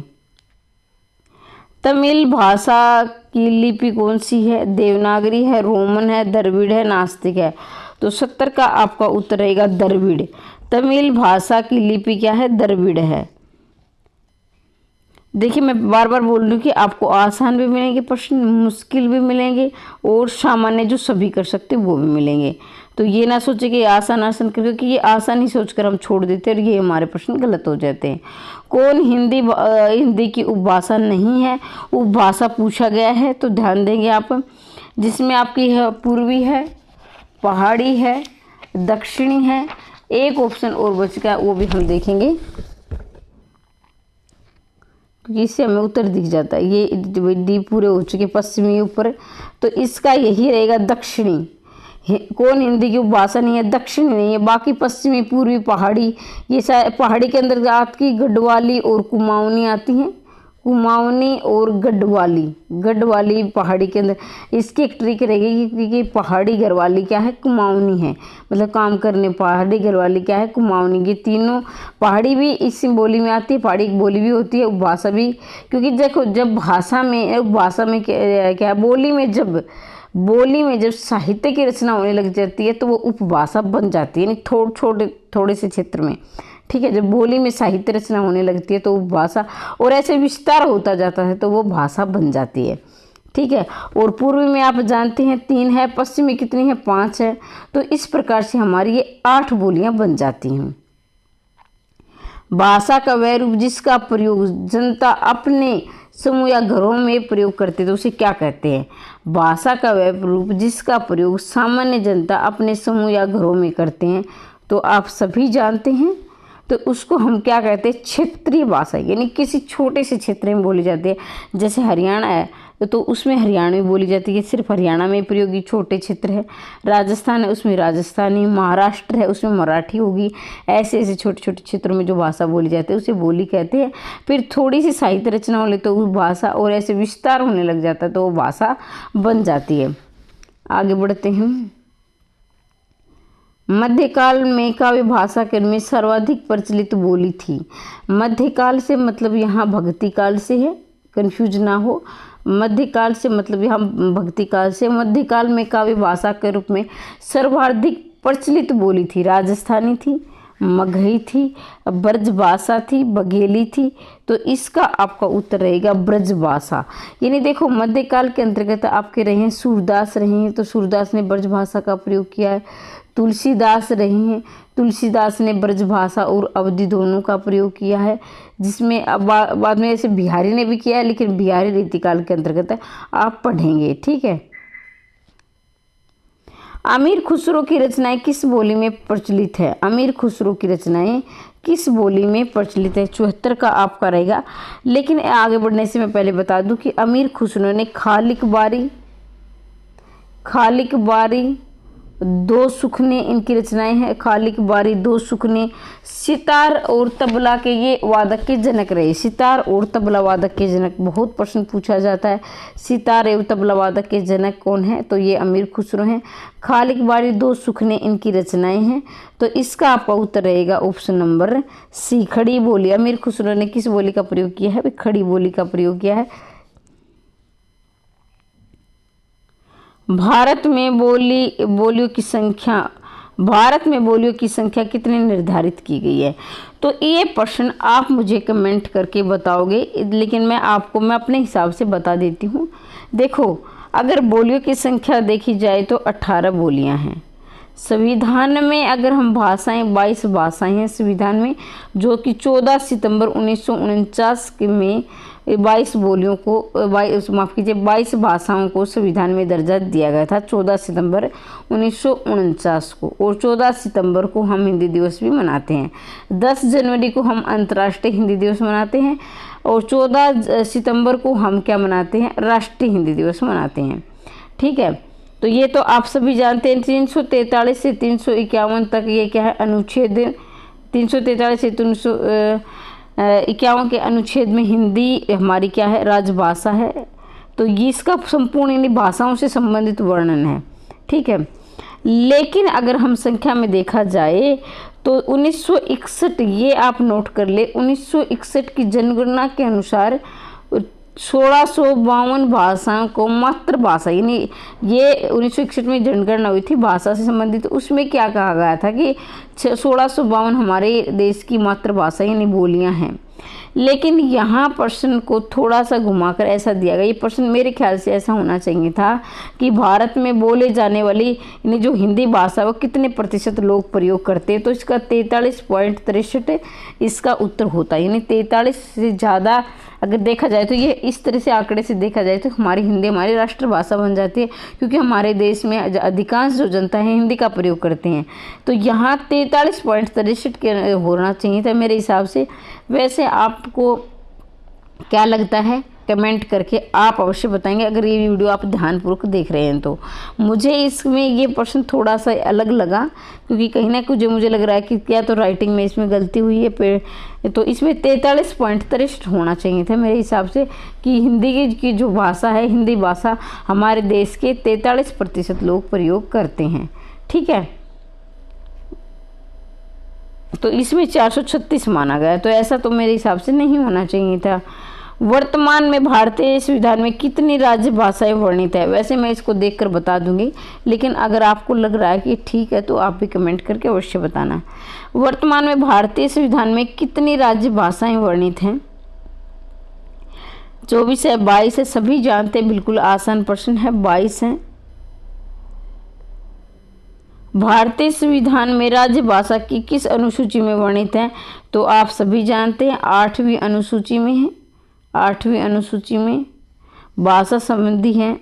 7वीं अनुसूची में समवर्ती सूची है, जिसमें आपकी संघ सूची नहीं, ये सूची है। 7वीं में सूची है जिसकी आपकी संघ सूची है, राज्य सूची है, समवर्ती सूची है। और अनुच्छेद 5 और 6 क्या है?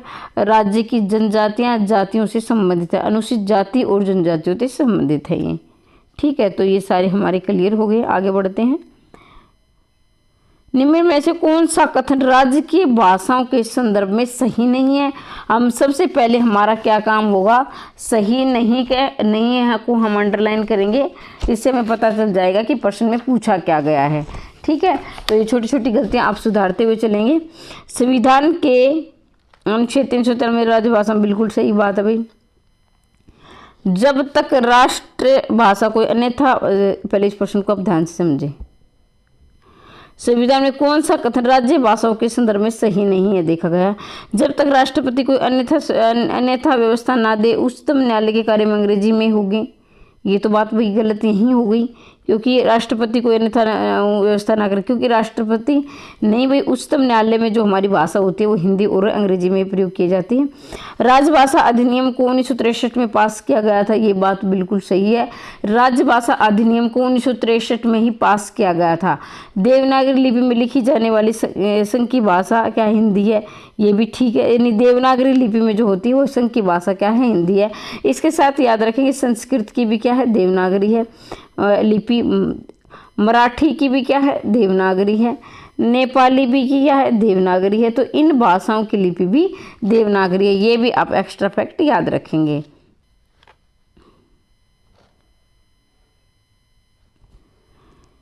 कौन सा अनुच्छेद सुमेलित नहीं है पूछा गया है। अनुच्छेद संघ 343 संघ की राजभाषा है। अनुच्छेद 344 राजभाषा पर संसदीय समिति एवं आयोग है। अनुच्छेद 345 राज्य की राजभाषा है। अनुच्छेद 351 उच्चतम न्यायालय और उच्च न्यायालयों के लिए राजभाषा है। तो इसका आपका उत्तर रहेगा ऑप्शन नंबर डी, यानी 351 उच्चतम न्यायालय और उच्च न्यायालयों के लिए राजभाषा है। तो देखो यहाँ देखो संघ की राजभाषा यानी 343 ए थे, आप यहाँ याद रखोगे 343 ए भी आपको याद रखना है। 343 ए से बाकी चलते हैं और 351 तक हमारी राजभाषा यानी हिंदी और अन्य भाषाओं का वर्णन है, ठीक है। और 344 में संसद एक आयोग बना गया था, संसदीय समिति ने एक आयोग बनाया था राजभाषा से संबंधित। तो ये प्रश्न बहुत आता है, क्योंकि हम तो क्या है 343 को रट के रखते हैं और उसी को लगा देते हैं जावे और 51 तक, लेकिन जो बीच के अनुच्छेद वो भी आपको याद रखने। राजभाषा पर संसदीय समिति आयोग बनाया था, 344 में ये आयोग बना था। फिर क्या है 345 में राज्य की राजभाषा थी। अब 351 में क्या है, देवनागरी लिपि से संबंधित यानी भाषा से संबंधित भाषा का विकास था, ये ना कि उच्चतम न्यायालय और उच्च न्यायालय के लिए राजभाषा है। तो ये सुमेलित नहीं है। इसमें क्या था 351 में हिंदी भाषा से संबंधित उसका विकास था, ठीक है। निम्नलिखित में से किसे ये अधिकार है कि हिंदी अथवा किसी अन्य भाषा को उच्च न्यायालय की कार्रवाई की भाषा दर्जा दे सकते हैं। मतलब ये 4 ऑप्शन हैं, इसमें से आपको ये देखना है कि हिंदी इसके अतिरिक्त अन्य भाषाओं की जो कार्रवाई का दर्जा कौन दे सकता है, तो ये किसे अधिकार प्राप्त है। इसका मतलब ये है कि निम्न में से किसे ये अधिकार है कि वह हिंदी अथवा किसी अन्य भाषा को उच्च न्यायालय की कार्रवाई की भाषा का दर्जा दे सकते हैं। तो संसद का कोई भी सदन दे सकता है, किसी राज्य का राज्यपाल दे सकता है, राज्यपाल ऐसा कर सकता है, लेकिन उसे राष्ट्रपति की अनुमति लेनी होगी। सुप्रीम कोर्ट का मुख्य न्यायाधीश, यहाँ ध्यान देंगे। कई बार क्या होता है कि हमें प्रश्न समझ में नहीं आता है, उसके लिए मैं आपको बता दूं, एक कॉमन सेंस से भी आप प्रश्न को ठीक कर सकते हैं।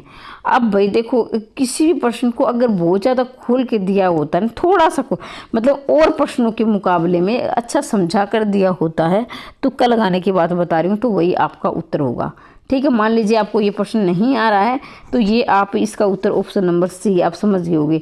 मान लीजिए किसी व्यक्ति को क्या है, मान ली हिंदी भी नहीं आती है, अंग्रेजी में नहीं आती है, लेकिन वही काम काज तो होगा ना। इसका मतलब नहीं हिंदी और अंग्रेजी नहीं आ रही तो इसका मतलब ये थोड़ी ना कि वो हमारे देश में नहीं रह सकता या अपना कार्य नहीं कर सकता है। तो राज्यपाल क्या राष्ट्रपति से अनुमति लेगा कि भाई इस व्यक्ति को ये काम करने का इस भाषा में अधिकार दिया जाए, किसी कार्यालय में या कहीं पर भी, ठीक है। तो इसका उत्तर ये रहेगा ऑप्शन नंबर सी, राज्यपाल क्या है राष्ट्रपति की पूर्व अनुमति लेकर ये काम कर सकता है।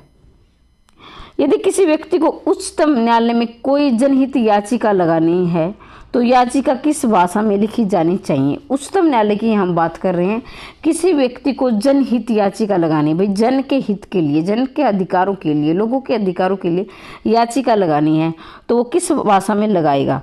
भारत में भाई 22 भाषाएं हैं, उसमें लगाए, किसी भाषा में लगा सकता है। याचिकाकर्ता अपनी मातृभाषा में लगाता है, केवल अंग्रेजी में, हिंदी अंग्रेजी। ये प्रश्न आपको सही बताऊं, आपको लग रहा है ना कि बहुत से अभ्यर्थी ऐसे हैं शायद जो कोई देख रहा हो अंतिम समय तक, लास्ट में कुछ तो शुरू में ही छोड़कर चले जाते हैं, प्रश्न आसान है, लेकिन वो अभ्यर्थी मैंने नहीं पढ़ने वाले नहीं होते, पढ़ने वाले होते हैं, लेकिन उनको लग रहा है इतना आसान प्रश्न आएगा क्या। तो वो छोड़कर चले जाते हैं और उसी प्रश्न में फंस जाते हैं। मुश्किल से मुश्किल वो हल कर देते हैं लेकिन आसान छोड़कर चले जाते हैं। तो मैं पहले कह रही थी कि दायरा इसमें आपके सभी तरह का होगा। तो यहाँ रहेंगे केवल अंग्रेजी। अभी उत्तर जानकर आपको बड़ी हैरानी होगी। देखिए जो हमारे ये हमारे एक देश से देश का दुर्भाग्य है भाई, उच्चतम न्यायालय में अंग्रेजी। भाई कई बार आपने सुना होगा, थोड़ी सी मैं इसमें थोड़ी सी गहराई से लेकर जाऊँ। कई बार ऐसा होता है कि उच्चतम न्यायालय में मान लीजिए किसी का मामला लंबा चला हुआ है और कोई निर्दोष फंसा हुआ है, तो उसमें क्या होता है कि जो वकील बोलता है या जज बोलता है वो अंग्रेजी में उनका वार्तालाप होता है, और जो कम पढ़ा लिखा व्यक्ति उसको समझ में नहीं आ रहा बेचारा, क्योंकि इसमें बहस किस चीज़ की हो रही है, और उसे फैसला तक सुना दिया जाता है। एक मुझे याद नहीं, मैं फिल्में कम देखती हूँ, लेकिन एक फिल्म में मैंने देखा भी था कि उसको क्या है, उसको यही नहीं पता, उसको सज़ा सुना दे कि मुझे किस बात पर सज़ा दी गई। वकील और क्या है जज ने किस बात पर बहस की, यानी वकील आपस में, तो उसको पता ही नहीं होता। लेकिन ये हमारे देश का एक तरह से देखा जाए तो दुर्भाग्य है, उच्चतम न्यायालय में अभी भी अंग्रेजी का प्रयोग किया जाता है। और ये मैं बता दूं, जनहित याचिका के लिए हमारे संविधान में अधिकार दिया गया अनुच्छेद 32 में, जिसमें आपके जो 6 मौलिक अधिकार दिए गए हैं, उन मौलिक अधिकारों का आपका हनन हो रहा है। तो अनुच्छेद 32 के अंतर्गत आप किसी दरवाजा यानी उच्चतम न्यायालय या उच्च न्यायालय का दरवाजा खटखटा सकते हो कि हमारे इस समाज में इन मौलिक अधिकारों का यानी व्यक्तिगत रूप से भी इन मौलिक अधिकारों का हनन हो रहा है। तो ये प्रश्न आप याद रखेंगे। अरुणाचल प्रदेश की मुख्य क्षेत्रीय भाषा है, असमिया है, बोडो है, अंग्रेजी है, डोगरी है। तो 82 का आपका उत्तर रहेगा option number C. Arunachal Pradesh की भाषा है जो मुख्य क्षेत्रीय भाषा है, यानी अरुणाचल प्रदेश में ज़्यादातर जो कामकाज होते हैं वो अंग्रेजी में होते हैं, ठीक है। और अरुणाचल का अर्थ आप जान ले, उगते सूर्य का पर्वत, उगते सूर्य का पर्वत। अब इसका मतलब क्या होता है, उगते सूर्य का पर्वत, उगते, एक मिनट में आपको अच्छी तरह से लिख देती हूँ, उगते सूर्य का पर्वत। तो देखें ये 2 शब्दों से बना है, अरुण प्लस में अचल। अरुण का मतलब होता है सूर्य, अचल मतलब जो विचलित ना हो उसकी, और जो विचलित ना हो उसकी वो क्या होता है, पर्वत होता है। पत्थर है वो नहीं है, ये नहीं कि मैम हटाएंगे तो वहाँ चला जाएगा, वो तो कुछ भी जा सकता है, लेकिन क्या है अपने आप से उसमें मूवमेंट यानी हलचल या उसमें क्या है, उसमें नहीं होता, जब वो निर्जीव पदार्थ होता है। तो उगते सूर्य का पर्वत अरुणाचल को कहा जाता है, अरुणाचल, अरुण प्लस अचल। तो इसकी भाषा, अरुणाचल की भाषा देखी जाए तो ये क्या है, अंग्रेजी है। डोगरी भाषा भारत के किस राज्य के क्षेत्र में बोली जाती है, डोगरी भाषा। तो ये बता दें आप, जम्मू कश्मीर, पुदुचेरी, अंडमान एवं निकोबार द्वीप समूह, नागालैंड। तो इसमें आपका रहेगा जम्मू कश्मीर, यानी जम्मू कश्मीर में जो भाषा बोली जाती है वो क्या बोली जाती है, डोगरी का प्रयोग किया जाता है। तो ये इस तरह से हम 100 प्रश्न करेंगे, और मुझे लग रहा है कि जितने भी प्रश्न है ये आज ख़त्म हमारे हो जाएंगे। वैसे हम काफ़ी प्रश्न कर चुके हैं, सिर्फ 100 ही नहीं उसके इर्द गिर्द बनने वाले, और मुझे नहीं लगता कि इन प्रश्नों से बाहर कोई प्रश्न पूछा जाएगा। वैसे आपको आसान लगे मुश्किल लगे वो आपकी मर्जी है। इनमें से कौन सी भाषा भारतीय संविधान के 8वीं अनुसूची में वर्णित नहीं है। वेरी IMP बहुत महत्वपूर्ण है, और ये मैं गारंटी के साथ कह सकती हूँ, इसमें 95% बच्चे गलत करेंगे, 5 की मैं कह नहीं सकती। ये प्रश्न और बार भी आता है और आसान लगता है, लेकिन आसान लगने के बावजूद हमेशा इग्नोर करते हैं। निम्नलिखित में से कौन सी भाषा भारतीय संविधान के 8वीं अनुसूची में वर्णित नहीं है। नेपाली है, नेपाली तो है, कश्मीरी है, सिंधी, अंग्रेजी नहीं है। अब आप कहोगे मैम थोड़ी देर तो आप बता रहे थे कि उच्चतम न्यायालय में क्या अंग्रेजी का प्रयोग किया जाए, लेकिन फिर भी अगर आपने संविधान की 22 भाषाएं पढ़ी हैं तो उसमें अंग्रेजी का कहीं भी वर्णन नहीं है। 22 भाषाओं में, जो संविधान की 22 भाषाओं में जिन्हें क्या है हमारे संविधान में दर्जा दिया गया है, ठीक है। ब्रजबुली नाम से जानी जाती है पंजाबी और ब्रज मराठी, और इसमें आपकी पुरानी बंगला और ब्रजबुली के नाम से जानी जाती है। जैसे आप क्या है, हरियाणवी को क्या है, बांगरू बोलते हैं, हरियाणवी का अन्य नाम क्या है, बांगरू बोलते हैं, ठीक है। और हमारी जो मानक हिंदी है उसे हम क्या वो खड़ी बोली भी कहते हैं। तो ये इनके अन्य नाम या उपनाम है। हरियाणी को बांगरू कहते हैं, और क्या है जो हमारी हिंदी उसे खड़ी बोली कहते हैं। आगे बढ़ते हैं। 86वां प्रश्न है, सही कथन नहीं है, स्वर 15 होते हैं, यही गलत हो गया। स्वर कितने, 11 होते हैं। स्वरों को 2 भागों में बांटा जाता है, जिसमें हर्ष स्वर है, दीर्घ स्वर है। जिन स्वरों को बोलने में अधिक समय लगे उसे दीर्घ स्वर कहते हैं, और जिन सुनने में कम समय लगे उसे हर्ष स्वर। और एक अन्य भी आता है जिसको आप प्लुत कहते हो। प्लुत जो अन्य जैसे ओम है, यानी उच्चारण को लंबे समय तक, हे राम है, उच्चारण को लंबे समय तक खींचकर जो बोला जाता है उसे प्लुत कहते हैं। आगे बढ़ते हैं। हिंदी भाषा की बोलियों के वर्गीकरण के आधार पर छत्तीसगढ़ी बोली है। तो ये आप सभी जानते हैं, छत्तीसगढ़ी पूर्वी में आती है, जिसकी आपकी अवधि है, बघेली है, छत्तीसगढ़ी है।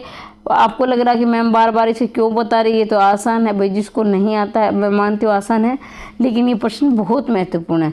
पश्चिमी के अंतर्गत 5 आती है, बुंदेली, कन्नौजी आपकी है, इसमें बिहारी है, खड़ी बोली है, ब्रज भाषा ये पश्चिमी है, पहाड़ी गढ़वाली है, कुमाऊनी है, पहाड़ी, ये 3 आती हैं। राजस्थानी में आपकी भी 3 आती हैं, जिसमें आपकी मैथिली है, मगही है, भोजपुरी है। तो इस प्रकार से ये आपके 18 बोलियां बन जाती हैं।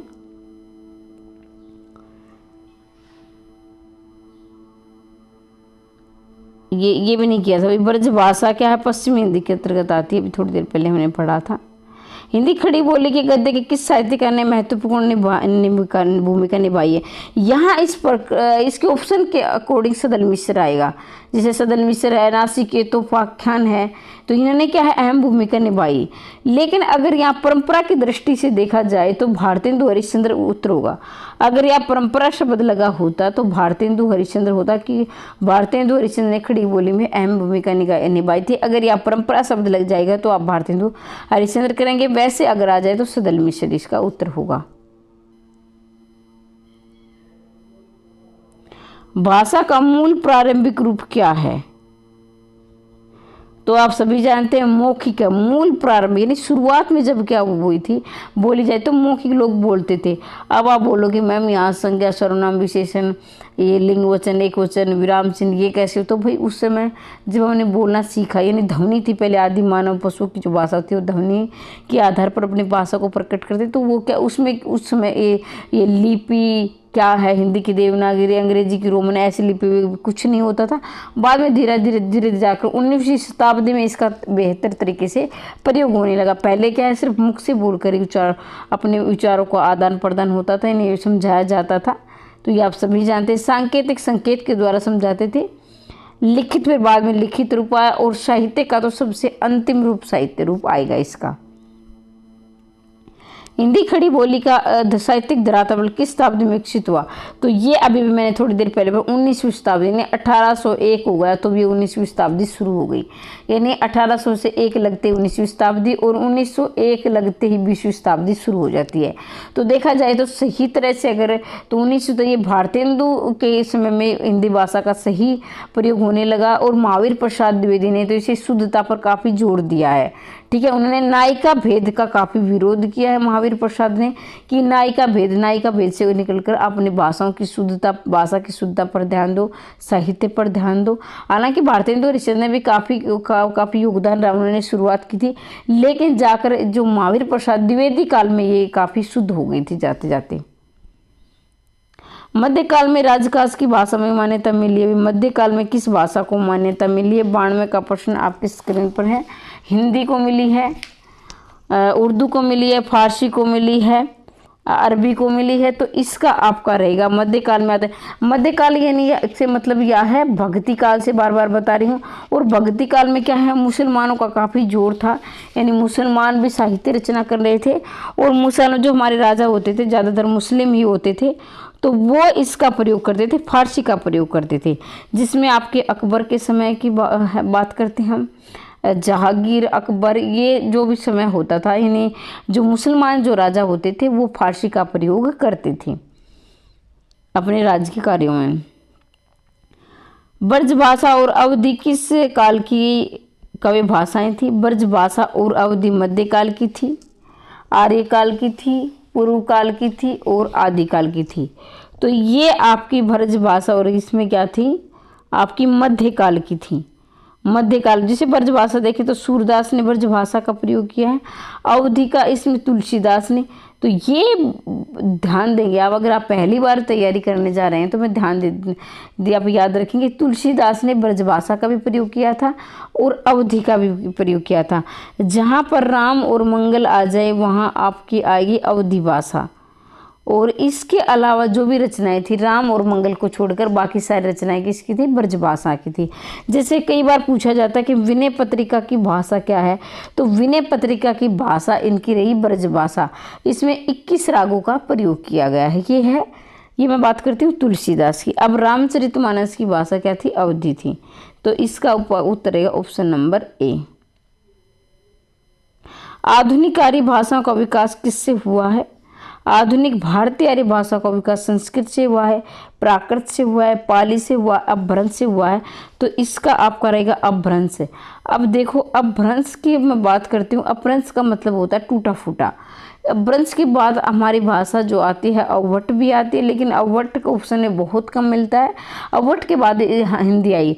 शुरुआत में देखेंगे हम, सबसे पहले आई हमारी संस्कृत भाषा आई थी, उसके बाद हमारी पाली आई थी, पाली के बाद हमारी प्राकृत आई थी, प्राकृत के बाद हमारी आई थी अपभ्रंश आई थी, और अपभ्रंश के बाद आई थी हमारी अवट, और अवट के बाद हमारी आई थी हिंदी। तो ये हमारा क्रम है। संस्कृत में भी दो होते हैं, वैदिक संस्कृत और लौकिक संस्कृत। वैदिक संस्कृत में वेदों का प्रयोग किया गया था, यानी वेद लिखे गए थे। लौकिक संस्कृत में अनपढ़ यानी आम बोलचाल की भाषा होती, जिसमें जो पढ़े लिखे नहीं थे वो प्रयोग करते थे। पाली में बौद्ध ग्रंथों की रचना हुई है। प्राकृत में महावीर जैन यानी जैन के ग्रंथ लिखे गए हैं। और अपभ्रंश का प्रयोग ज़्यादातर विद्यापति ने कीर्तिलता और कीर्ति पताका में अपभ्रंश और अवट का प्रयोग किया है। तो ये इनका क्रम आप याद रखेंगे। तो इसका 94 का आपका उत्तर रहेगा अपभ्रंश। भारतीय आर्य भाषाओं का मूल स्रोत कौन सी भाषा है? भारतीय आर्य भाषा परिवार की भाषाओं का मूल स्रोत मतलब जहाँ से शुरुआत होती है। तो देखिए प्राकृत है, वैदिक संस्कृत है, अपभ्रंश, पाली। तो देखो आप ये इस बात को विशेष कर याद रखेंगे, क्योंकि आप है मूल स्रोत मतलब कि ये हो कि उत्पत्ति कहाँ से हुई है। तो आप सभी, मैंने थोड़ी देर पहले आपको बताया था कि संस्कृत सबसे पहले आई थी हमारी संस्कृत भाषा। और संस्कृत के भी दो भाग थे, वैदिक संस्कृत और लौकिक संस्कृत। तो वैदिक संस्कृत क्या है? इसका मूल स्रोत है। बाद में हमारी बाकी क्रमबद्ध रूप से चलती रही। तो वैदिक संस्कृत इसका सही उत्तर होगा। देखिए अगर हिंदी की जननी पूछा जाए, ये प्रश्न आप नोट करेंगे, हिंदी की जननी पूछा जाए तो अपभ्रंश आएगा, अपभ्रंश या अवट कह लीजिए। अगर हिंदी की आदि जननी मतलब आप इसे समझेंगे तो दादी, आदि जननी तो संस्कृत है। हिंदी की आदि जननी पूछा जाए तो संस्कृत है, और जननी पूछा जाए तो अपभ्रंश है। ठीक है, तो इस प्रकार से ये प्रश्न भी आप याद रखेंगे। आगे बढ़ते हैं। भोजपुरी मूलतः किस प्रदेश की बोली है? देखो भाई, कल से हम साहित्य पढ़ेंगे, आज हमारे व्याकरण का अंतिम भाग है, मैं बार बार बता चुकी हूँ। और साहित्य की हम शुरुआत करेंगे। ज़्यादा से ज़्यादा शेयर कर लेना, और वीडियो अच्छी लगे तो कमेंट बॉक्स में अवश्य बताना, सुधार की आवश्यकता है तो भी बताना। और अगर आप पहली बार चैनल पर आए तो चैनल को सब्सक्राइब अवश्य करें। भोजपुरी मूलतः किस प्रदेश की बोली है? तो ये मैं काफ़ी बार बता चुकी हूँ, भोजपुरी बिहारी की है, जिसमें आपकी मगही भी आएगी, और मैथिली और भोजपुरी, ये 3 बोलियाँ आती हैं। ठीक है। मानक हिंदी का विकास किस बोली से हुआ है? बिल्कुल आसान प्रश्न है लेकिन महत्वपूर्ण। मानक हिंदी का विकास किससे हुआ है? खड़ी बोली से हुआ है। उत्तर भारत की खड़ी बोली की हिंदी की दक्षिण किस रूप में विकसित हुई है? उत्तर भारत की खड़ी बोली हिंदी दक्षिण में किस रूप में विकसित है? दक्षिणी, पश्चिमी, उत्तरी, पूर्वी। तो 98 का उत्तर रहेगा दक्षिणी। उत्तर भारत की खड़ी बोली हिंदी की दक्षिणी में किस रूप में? देखो भाई, अगर देखा जाए तो दक्षिणी क्या है? दक्षिण का ही क्या है कि बिगड़ा हुआ रूप है, ये दक्षिणी देखा जाए। तो अगर ध्यान से आप समझ, कॉमन से कई प्रश्न नहीं आता है तो कॉमन सेंस से भी आप इसे ठीक कर सकते हैं। लिपि के 1 मिनट आगे जाते हैं। लिपि के विकास क्रम में पहली लिपि क्या है? तो ये देखेंगे आप, बहुत ही आसान प्रश्न है लेकिन इसमें हमारी गलती बहुत होती है। ये आएगी आपकी चित्र लिपि। देखो चित्र लिपि में क्या होता है, जैसे कि आपने देखा होगा खजुराहों की गुफा है, और इसमें महात्मा बुद्ध की जो प्रतिमाएं हैं, तो उसमें आपने देखा होगा कुछ चित्र ऐसे हैं, जैसे खजुराहो की गुफाओं में जाओगे, उनके मंदिरों में जाओगे तो आपने देखा होगा चित्र बहुत कुछ बयान करते हैं। उस समय हमारे जो चित्रकला का विकास इतना हो चुका था कि आज के ज़माने में भी नहीं हुआ है। इतने विद्वान होते तो वो चित्र के माध्यम से अपने पूरी कहानी आपके सामने बखान होता है। सबसे पहले चित्रलिपि और ये सूत्र लिपि, गुप्त लिपि, शारदा लिपि ये हमारी बाद में आई हैं। ध्वनि चिन्हों के समष्टि को क्या कहते हैं? तो ये रहेगा आपका ऑप्शन नंबर 2, ध्वनि चिन्हों की समष्टि को क्या कहते हैं? भाषा कहते हैं। तो ये हमारे आज हमने 40 प्रश्न पढ़े हैं। 40% तो ये आपके अकॉर्डिंग ये लिखे हुए थे, बाकी हमने कम से कम 70-80 प्रश्न कर लिए हैं। तो इसी निरंतर क्लास चाहते हैं इसी प्रकार से, तो चैनल को सब्सक्राइब करते हुए अवश्य जाइए। कल हम साहित्य पढ़ेंगे और कोई भी अगर डाउट है तो कमेंट बॉक्स में अवश्य पूछना। हमेशा हंसते रहिए, मुस्कुराते रहिए, दिन दोगुनी रात चौगुनी उन्नति करते रहिए। आज के लिए इतना ही, मिलते अगली वीडियो में, तब तक के लिए जय हिंद, जय भारत।